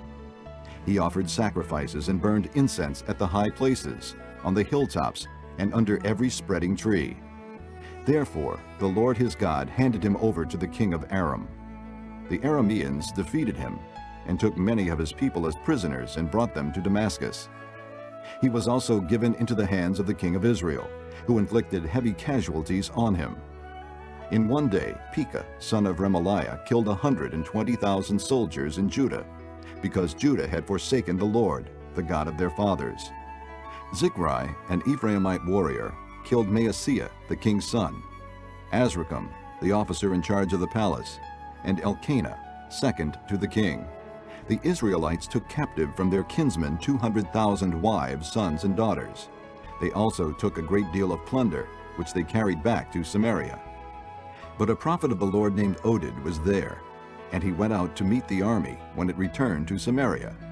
He said to them, "Because the Lord, the God of your fathers, was angry with Judah, he gave them into your hand. But you have slaughtered them in a rage that reaches to heaven.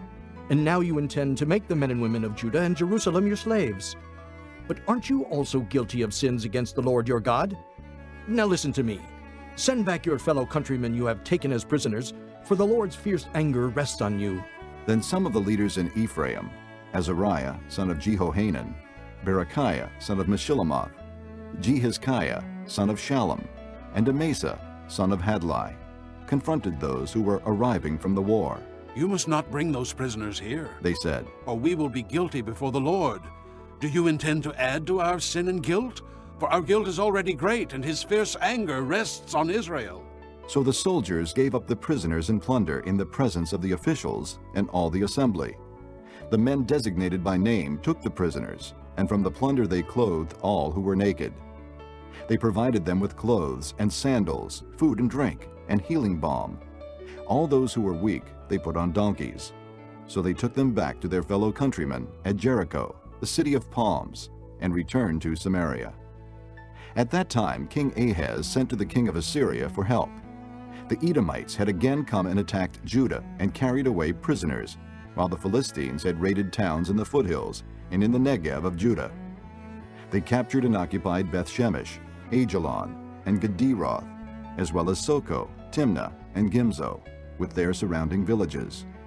The Lord had humbled Judah because of Ahaz, king of Israel, for he had promoted wickedness in Judah, and had been most unfaithful to the Lord. Tiglath-Pileser, king of Assyria, came to him, but he gave him trouble instead of help. Ahaz took some of the things from the temple of the Lord, and from the royal palace, and from the princes, and presented them to the king of Assyria, but that did not help him. In his time of trouble, King Ahaz became even more unfaithful to the Lord. He offered sacrifices to the gods of Damascus, who had defeated him, for he thought, "Since the gods of the kings of Aram have helped them, I will sacrifice to them, so they will help me." But they were his downfall, and the downfall of all Israel. Ahaz gathered together the furnishings from the temple of God and took them away. He shut the doors of the Lord's temple and set up altars at every street corner in Jerusalem. In every town in Judah, he built high places to burn sacrifices to other gods and provoked the Lord, the God of his fathers, to anger. The other events of his reign and all his ways from beginning to end are written in the book of the kings of Judah and Israel. Ahaz rested with his fathers and was buried in the city of Jerusalem, but he was not placed in the tombs of the kings of Israel. And Hezekiah, his son, succeeded him as king. Chapter 29. Hezekiah was 25 years old when he became king, and he reigned in Jerusalem 29 years. His mother's name was Abijah, daughter of Zechariah. He did what was right in the eyes of the Lord, just as his father David had done. In the first month of the first year of his reign, he opened the doors of the temple of the Lord and repaired them. He brought in the priests and the Levites, assembled them in the square on the east side, and said, "Listen to me, Levites. Consecrate yourselves now, and consecrate the temple of the Lord, the God of your fathers. Remove all defilement from the sanctuary. Our fathers were unfaithful. They did evil in the eyes of the Lord our God and forsook him. They turned their faces away from the Lord's dwelling place and turned their backs on him. They also shut the doors of the portico and put out the lamps. They did not burn incense or present any burnt offerings at the sanctuary to the God of Israel. Therefore, the anger of the Lord has fallen on Judah and Jerusalem. He has made them an object of dread and horror and scorn. as you can see with your own eyes. This is why our fathers have fallen by the sword, and why our sons and daughters and our wives are in captivity. Now I intend to make a covenant with the Lord, the God of Israel, so that his fierce anger will turn away from us. My sons, do not be negligent now, for the Lord has chosen you to stand before him and serve him, to minister before him, and to burn incense."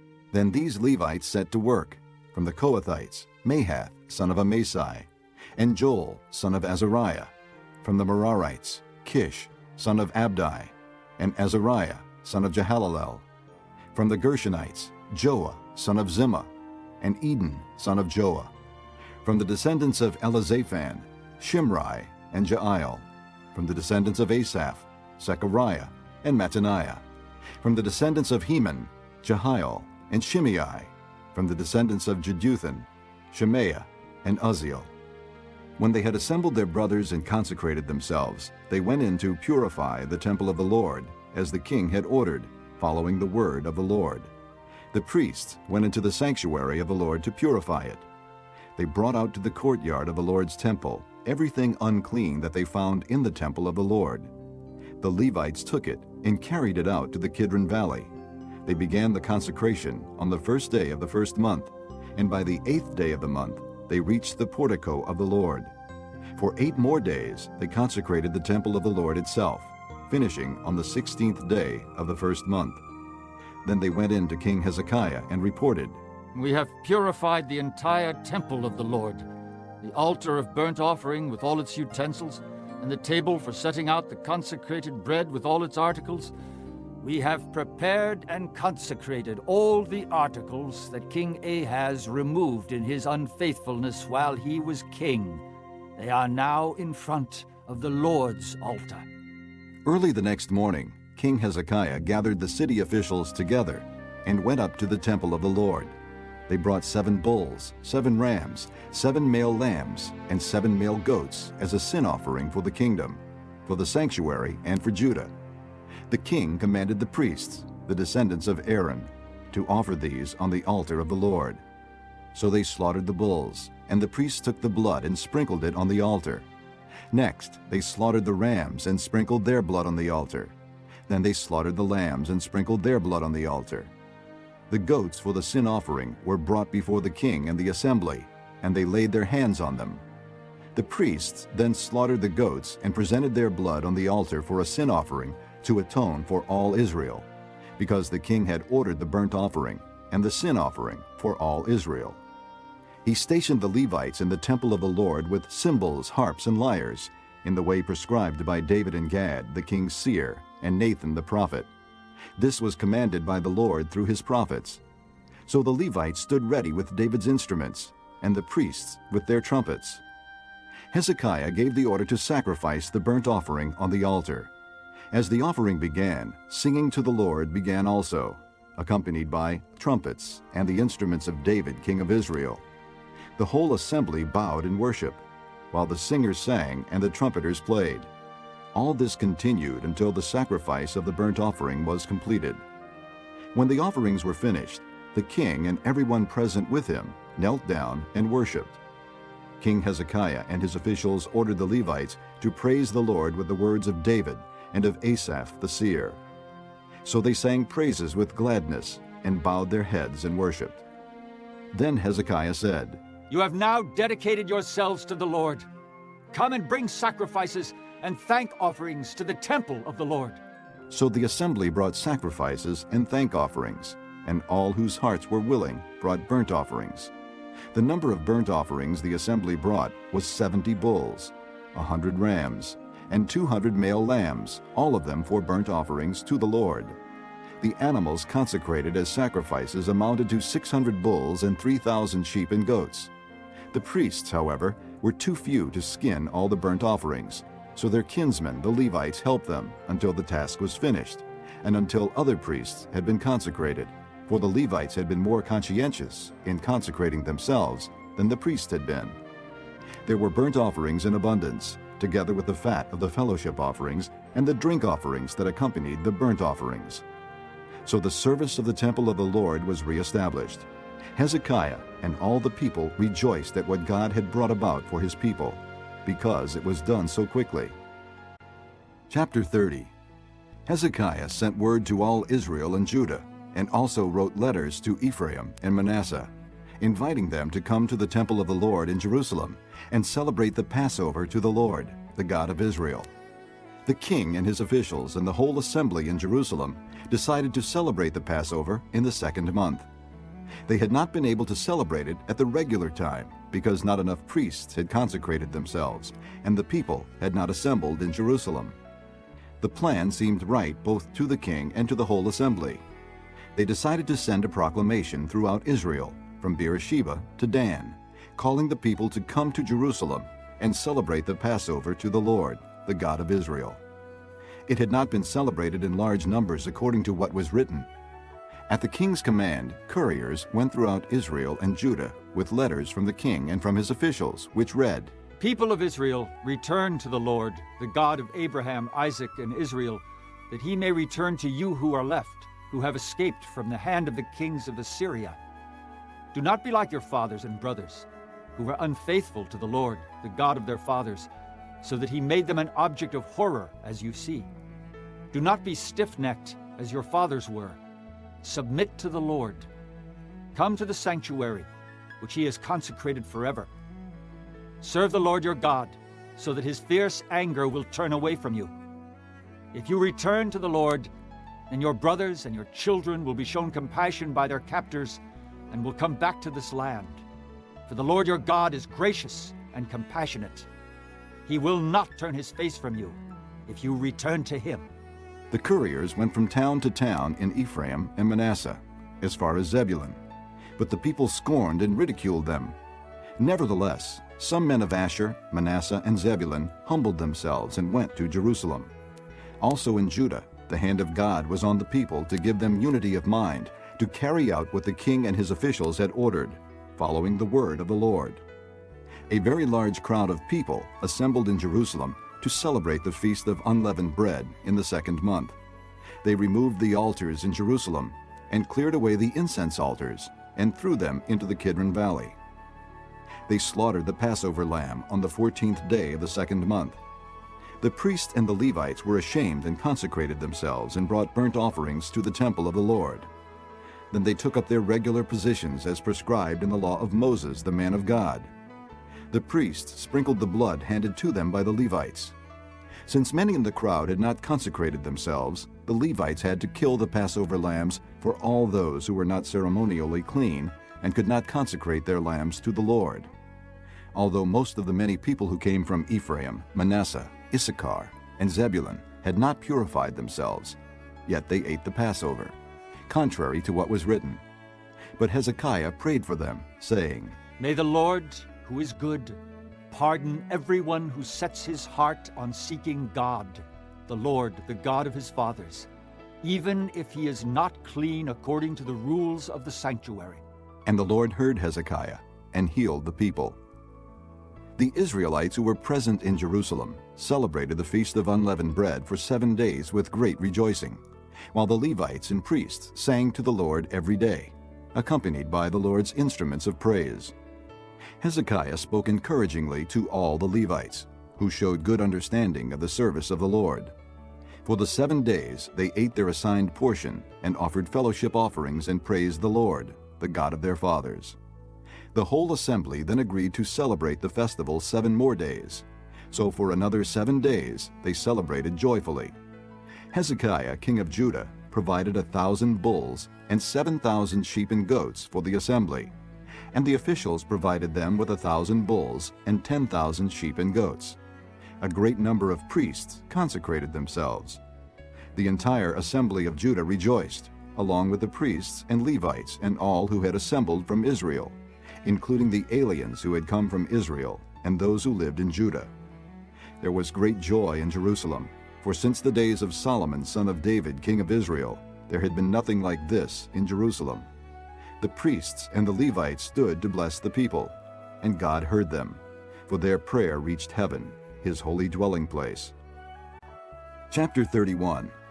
When all this had ended, The Israelites who were there went out to the towns of Judah, smashed the sacred stones, and cut down the Asherah poles. They destroyed the high places and the altars throughout Judah and Benjamin, and in Ephraim and Manasseh. After they had destroyed all of them, the Israelites returned to their own towns and to their own property. Hezekiah assigned the priests and Levites to divisions, each of them according to their duties as priests or Levites, to offer burnt offerings and fellowship offerings, to minister, to give thanks, and to sing praises at the gates of the Lord's dwelling. The king contributed from his own possessions for the morning and evening burnt offerings, and for the burnt offerings on the Sabbaths, new moons, and appointed feasts, as written in the law of the Lord. He ordered the people living in Jerusalem to give the portion due the priests and Levites, so they could devote themselves to the law of the Lord.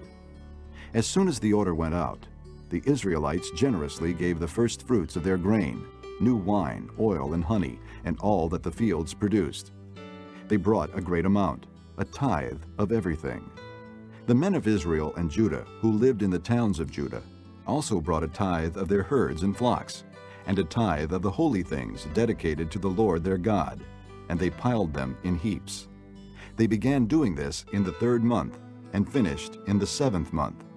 When Hezekiah and his officials came and saw the heaps, they praised the Lord and blessed his people Israel. Hezekiah asked the priests and Levites about the heaps, and Azariah, the chief priest from the family of Zadok, answered, Since the people began to bring their contributions to the temple of the Lord, we have had enough to eat and plenty to spare, because the Lord has blessed his people, and this great amount is left over. Hezekiah gave orders to prepare storerooms in the temple of the Lord, and this was done. Then they faithfully brought in the contributions, tithes, and dedicated gifts.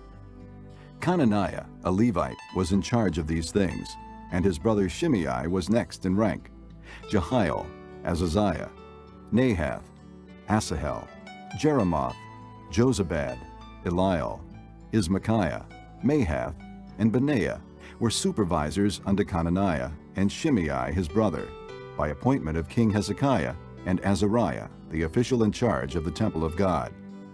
Kori, son of Imnah the Levite, keeper of the east gate, was in charge of the freewill offerings given to God, distributing the contributions made to the Lord, and also the consecrated gifts. Eden, Miniamin, Jeshua, Shemaiah, Amariah, and Shechaniah assisted him faithfully in the towns of the priests, distributing to their fellow priests according to their divisions, old and young alike.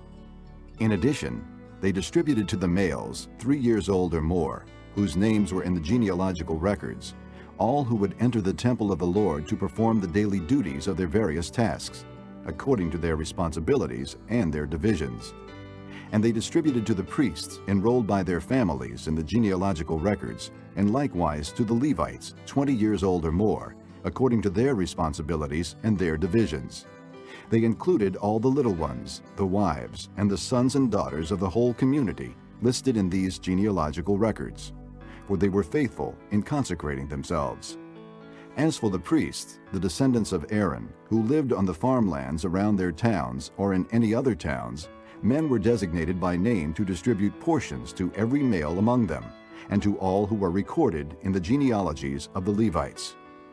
This is what Hezekiah did throughout Judah, doing what was good and right and faithful before the Lord his God. In everything that he undertook in the service of God's temple, and in obedience to the law and the commands, he sought his God and worked wholeheartedly, and so he prospered. Chapter 32. After all that Hezekiah had so faithfully done, Sennacherib, king of Assyria, came and invaded Judah. He laid siege to the fortified cities, thinking to conquer them for himself.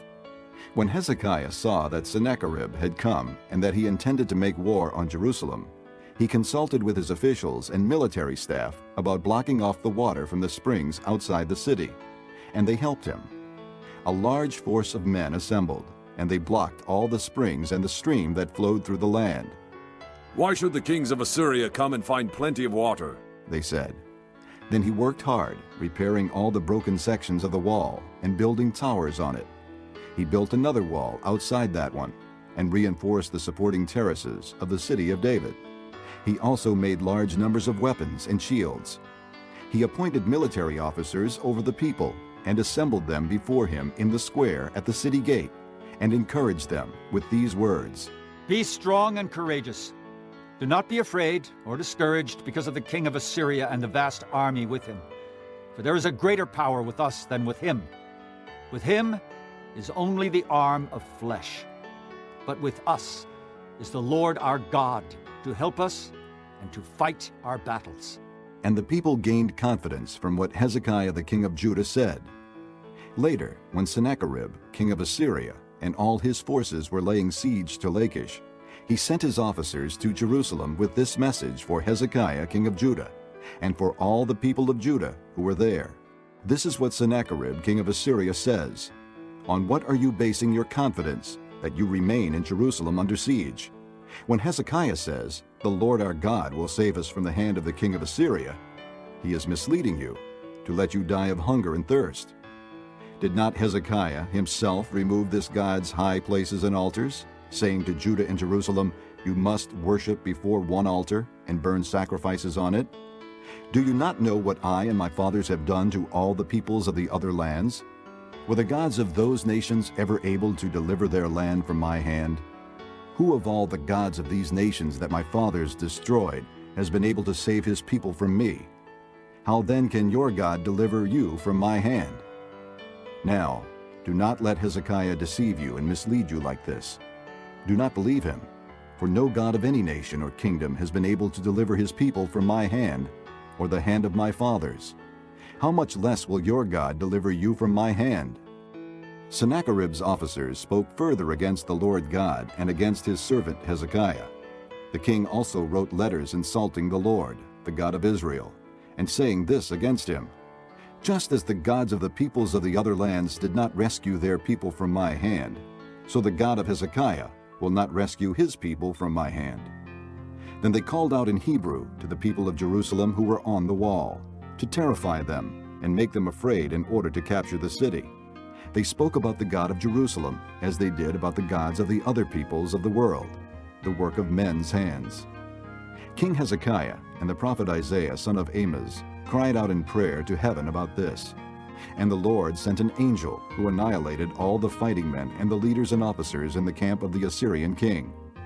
So he withdrew to his own land in disgrace. And when he went into the temple of his God, some of his sons cut him down with the sword.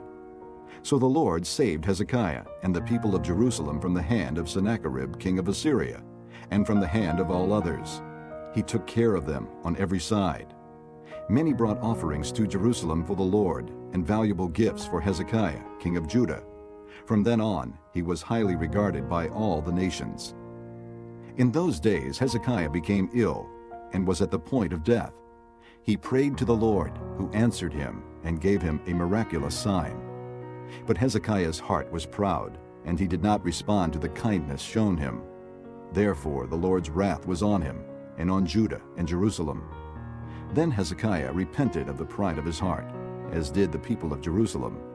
Therefore the Lord's wrath did not come upon them during the days of Hezekiah. Hezekiah had very great riches and honor, and he made treasuries for his silver and gold, and for his precious stones, spices, shields, and all kinds of valuables.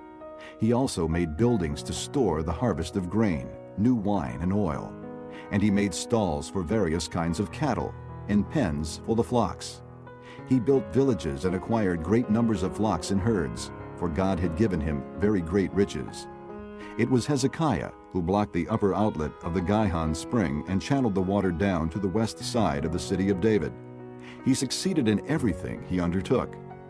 But when envoys were sent by the rulers of Babylon to ask him about the miraculous sign that had occurred in the land, God left him to test him and to know everything that was in his heart. The other events of Hezekiah's reign and his acts of devotion are written in the vision of the prophet Isaiah son of Amoz, in the book of the kings of Judah and Israel. Hezekiah rested with his fathers and was buried on the hill where the tombs of David's descendants are. All Judah and the people of Jerusalem honored him when he died, and Manasseh his son succeeded him as king. Chapter 33. Manasseh was 12 years old when he became king, and he reigned in Jerusalem 55 years. He did evil in the eyes of the Lord, following the detestable practices of the nations the Lord had driven out before the Israelites. He rebuilt the high places his father Hezekiah had demolished. He also erected altars to the Baals and made Asherah poles. He bowed down to all the starry hosts and worshipped them. He built altars in the temple of the Lord, of which the Lord had said, "My name will remain in Jerusalem forever." In both courts of the temple of the Lord, he built altars to all the starry hosts. He sacrificed his sons in the fire in the valley of Ben Hinnom, practiced sorcery, divination, and witchcraft, and consulted mediums and spiritists. He did much evil in the eyes of the Lord, provoking him to anger. He took the carved image he had made and put it in God's temple, of which God had said to David and to his son Solomon, "In this temple and in Jerusalem, which I have chosen out of all the tribes of Israel, I will put my name forever. I will not again make the feet of the Israelites leave the land I assigned to your forefathers, if only they will be careful to do everything I commanded them concerning all the laws, decrees, and ordinances given through Moses." But Manasseh led Judah and the people of Jerusalem astray, so that they did more evil than the nations the Lord had destroyed before the Israelites. The Lord spoke to Manasseh and his people, but they paid no attention. So the Lord brought against them the army commanders of the king of Assyria, who took Manasseh prisoner, put a hook in his nose, bound him with bronze shackles, and took him to Babylon. In his distress he sought the favor of the Lord his God, and humbled himself greatly before the God of his fathers. And when he prayed to him, the Lord was moved by his entreaty, and listened to his plea. So he brought him back to Jerusalem and to his kingdom. Then Manasseh knew that the Lord is God.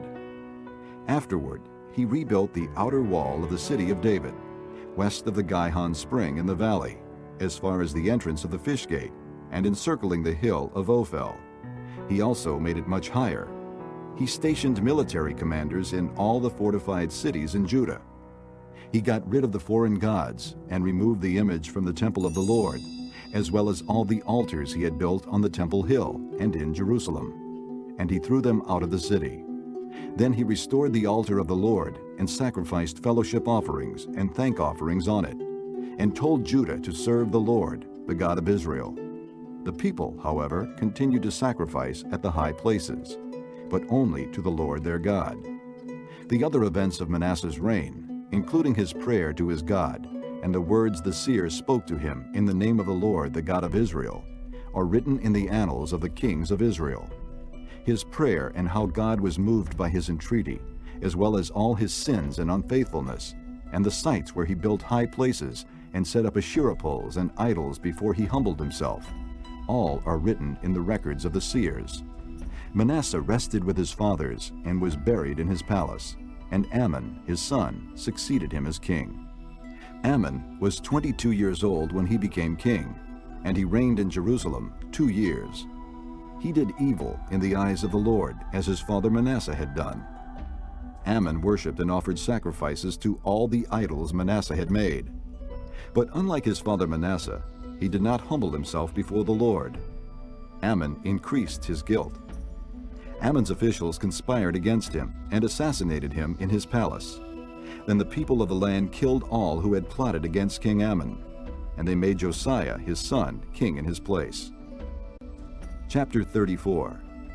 Josiah was 8 years old when he became king, and he reigned in Jerusalem 31 years. He did what was right in the eyes of the Lord, and walked in the ways of his father David, not turning aside to the right or to the left. In the 8th year of his reign, while he was still young, he began to seek the God of his father David.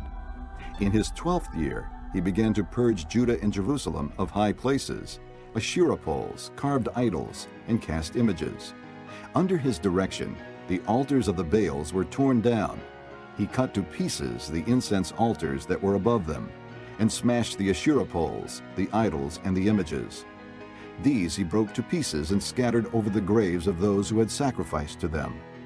He burned the bones of the priests on their altars, and so he purged Judah and Jerusalem. In the towns of Manasseh, Ephraim, and Simeon, as far as Naphtali, and in the ruins around them, He tore down the altars and the Asherah poles, and crushed the idols to powder, and cut to pieces all the incense altars throughout Israel.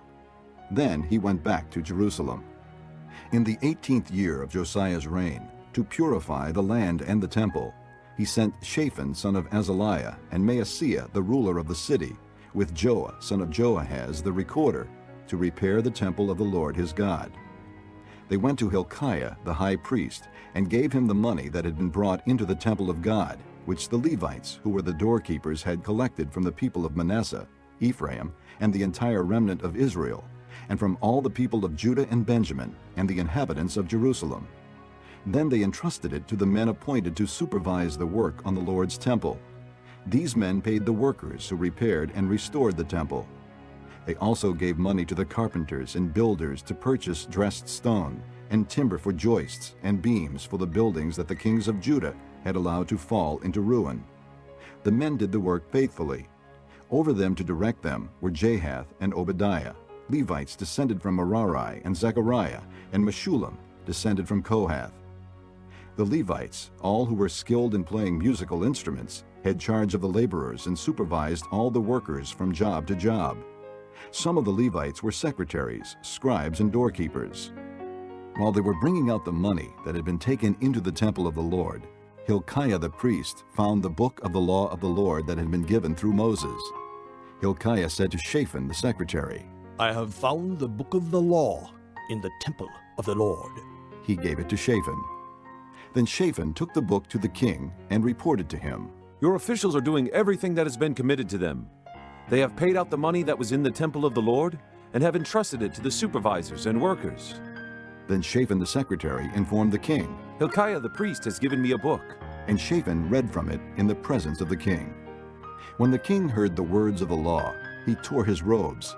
He gave these orders to Hilkiah, Ahikam son of Shaphan, Abdon son of Micah, Shaphan the secretary, and Isaiah the king's attendant. Go and inquire of the Lord for me, and for the remnant in Israel and Judah, about what is written in this book that has been found.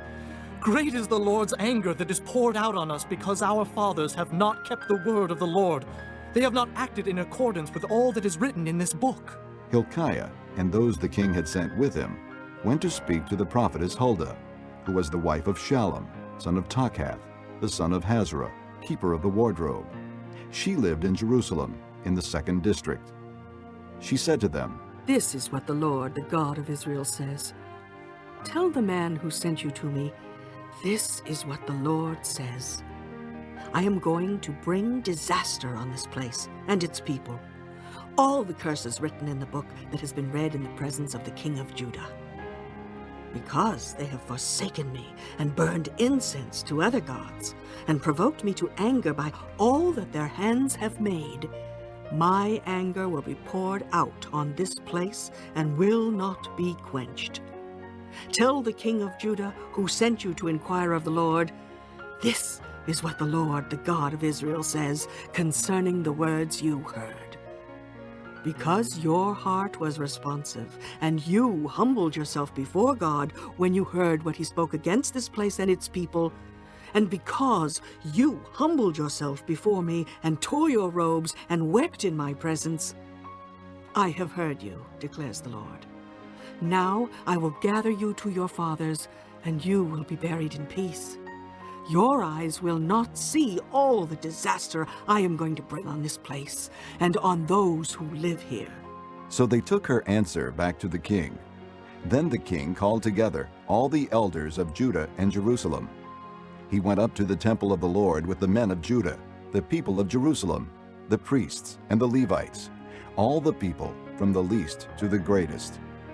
He read in their hearing all the words of the book of the covenant, which had been found in the temple of the Lord. The king stood by his pillar and renewed the covenant in the presence of the Lord, to follow the Lord and keep his commands, regulations, and decrees with all his heart and all his soul, and to obey the words of the covenant written in this book. Then he had everyone in Jerusalem and Benjamin pledge themselves to it. The people of Jerusalem did this in accordance with the covenant of God, the God of their fathers. Josiah removed all the detestable idols from all the territory belonging to the Israelites, and he had all who were present in Israel serve the Lord their God. As long as he lived, they did not fail to follow the Lord, the God of their fathers. Chapter 35. Josiah celebrated the Passover to the Lord in Jerusalem, and the Passover lamb was slaughtered on the 14th day of the first month. He appointed the priests to their duties and encouraged them in the service of the Lord's temple. He said to the Levites, who instructed all Israel and who had been consecrated to the Lord, "Put the sacred ark in the temple that Solomon, son of David, king of Israel, built. It is not to be carried about on your shoulders. Now serve the Lord your God and his people Israel. Prepare yourselves by families in your divisions, according to the directions written by David, king of Israel, and by his son Solomon. Stand in the holy place with a group of Levites for each subdivision of the families of your fellow countrymen, the laypeople. Slaughter the Passover lambs, consecrate yourselves, and prepare the lambs for your fellow countrymen, doing what the Lord commanded through Moses." Josiah provided for all the laypeople who were there a total of 30,000 sheep and goats for the Passover offerings, and also 3,000 cattle, all from the king's own possessions. His officials also contributed voluntarily to the people and the priests and Levites. Hilkiah, Zechariah, and Jehiel, the administrators of God's temple, gave the priests 2,600 Passover offerings and 300 cattle. Also Conaniah, along with Shemaiah and Nethanel, his brothers, and Hashabiah, Jael, and Jozabad, the leaders of the Levites, provided 5,000 Passover offerings and 500 head of cattle for the Levites. The service was arranged, and the priests stood in their places with the Levites in their divisions, as the king had ordered. The Passover lambs were slaughtered, and the priests sprinkled the blood handed to them, while the Levites skinned the animals. They set aside the burnt offerings to give them to the subdivisions of the families of the people to offer to the Lord, as is written in the book of Moses. They did the same with the cattle. They roasted the Passover animals over the fire as prescribed, and boiled the holy offerings in pots, cauldrons, and pans, and served them quickly to all the people. After this, they made preparations for themselves and for the priests, because the priests, the descendants of Aaron, were sacrificing the burnt offerings and the fat portions until nightfall. So the Levites made preparations for themselves and for the Aaronic priests. The musicians, the descendants of Asaph, were in the places prescribed by David, Asaph, Heman, and Jeduthun, the king's seer. The gatekeepers at each gate did not need to leave their posts, because their fellow Levites made the preparations for them. So at that time, the entire service of the Lord was carried out for the celebration of the Passover, and the offering of burnt offerings on the altar of the Lord, as King Josiah had ordered. The Israelites who were present celebrated the Passover at that time and observed the feast of unleavened bread for 7 days. The Passover had not been observed like this in Israel since the days of the prophet Samuel, and none of the kings of Israel had ever celebrated such a Passover as did Josiah, with the priests, the Levites, and all Judah and Israel who were there with the people of Jerusalem. This Passover was celebrated in the 18th year of Josiah's reign. After all this, when Josiah had set the temple in order, Necho, king of Egypt, went up to fight at Carchemish on the Euphrates, and Josiah marched out to meet him in battle. But Necho sent messengers to him, saying, "What quarrel is there between you and me, O king of Judah? It is not you I am attacking at this time, but the house with which I am at war. God has told me to hurry, so stop opposing God, who is with me, or he will destroy you." Josiah, however, would not turn away from him, but disguised himself to engage him in battle. He would not listen to what Necho had said at God's command, but went to fight him on the plain of Megiddo. Archers shot King Josiah, and he told his officers, "Take me away. I am badly wounded." So they took him out of his chariot, put him in the other chariot he had, and brought him to Jerusalem, where he died. He was buried in the tombs of his fathers, and all Judah and Jerusalem mourned for him. Jeremiah composed laments for Josiah, and to this day all the men and women singers commemorate Josiah in the laments. These became a tradition in Israel and are written in the laments. The other events of Josiah's reign, and his acts of devotion according to what is written in the law of the Lord, all the events from beginning to end, are written in the book of the kings of Israel and Judah. Chapter 36. And the people of the land took Jehoahaz, son of Josiah, and made him king in Jerusalem, in place of his father. Jehoahaz was 23 years old when he became king, and he reigned in Jerusalem 3 months. The king of Egypt dethroned him in Jerusalem, and imposed on Judah a levy of 100 talents of silver, and a talent of gold. The king of Egypt made Eliakim, a brother of Jehoahaz, king over Judah and Jerusalem, and changed Eliakim's name to Jehoiakim. But Necho took Eliakim's brother Jehoahaz, and carried him off to Egypt. Jehoiakim was 25 years old when he became king, and he reigned in Jerusalem 11 years. He did evil in the eyes of the Lord his God. Nebuchadnezzar, king of Babylon, attacked him and bound him with bronze shackles to take him to Babylon. Nebuchadnezzar also took to Babylon articles from the temple of the Lord, and put them in his temple there. The other events of Jehoiakim's reign, the detestable things he did, and all that was found against him, are written in the book of the kings of Israel and Judah. And Jehoiakim, his son, succeeded him as king. Jehoiakim was 18 years old when he became king, and he reigned in Jerusalem 3 months and 10 days. He did evil in the eyes of the Lord. In the spring, King Nebuchadnezzar sent for him and brought him to Babylon, together with articles of value from the temple of the Lord. And he made Jehoiakim's uncle, Zedekiah, king over Judah and Jerusalem. Zedekiah was 21 years old when he became king, and he reigned in Jerusalem 11 years. He did evil in the eyes of the Lord his God, and did not humble himself before Jeremiah the prophet, who spoke the word of the Lord. He also rebelled against King Nebuchadnezzar, who had made him take an oath in God's name. He became stiff-necked and hardened his heart, and would not turn to the Lord, the God of Israel. Furthermore, all the leaders of the priests and the people became more and more unfaithful, following all the detestable practices of the nations and defiling the temple of the Lord, which he had consecrated in Jerusalem. The Lord, the God of their fathers, sent word to them through his messengers again and again, because he had pity on his people and on his dwelling place. But they mocked God's messengers, despised his words, and scoffed at his prophets, until the wrath of the Lord was aroused against his people, and there was no remedy. He brought up against them the king of the Babylonians, who killed their young men with the sword in the sanctuary, and spared neither young man nor young woman, old man or aged. God handed all of them over to Nebuchadnezzar. He carried to Babylon all the articles from the temple of God, both large and small, and the treasures of the Lord's temple, and the treasures of the king and his officials. They set fire to God's temple, and broke down the wall of Jerusalem. They burned all the palaces and destroyed everything of value there.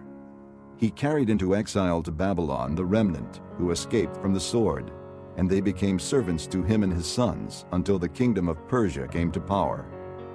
The land enjoyed its Sabbath rests. All the time of its desolation it rested, until the 70 years were completed in fulfillment of the word of the Lord spoken by Jeremiah. In the first year of Cyrus, king of Persia, in order to fulfill the word of the Lord spoken by Jeremiah, the Lord moved the heart of Cyrus, king of Persia, to make a proclamation throughout his realm, and to put it in writing. This is what Cyrus, king of Persia, says. The Lord, the God of heaven, has given me all the kingdoms of the earth, and he has appointed me to build a temple for him at Jerusalem in Judah. Any one of his people among you, may the Lord his God be with him, and let him go up.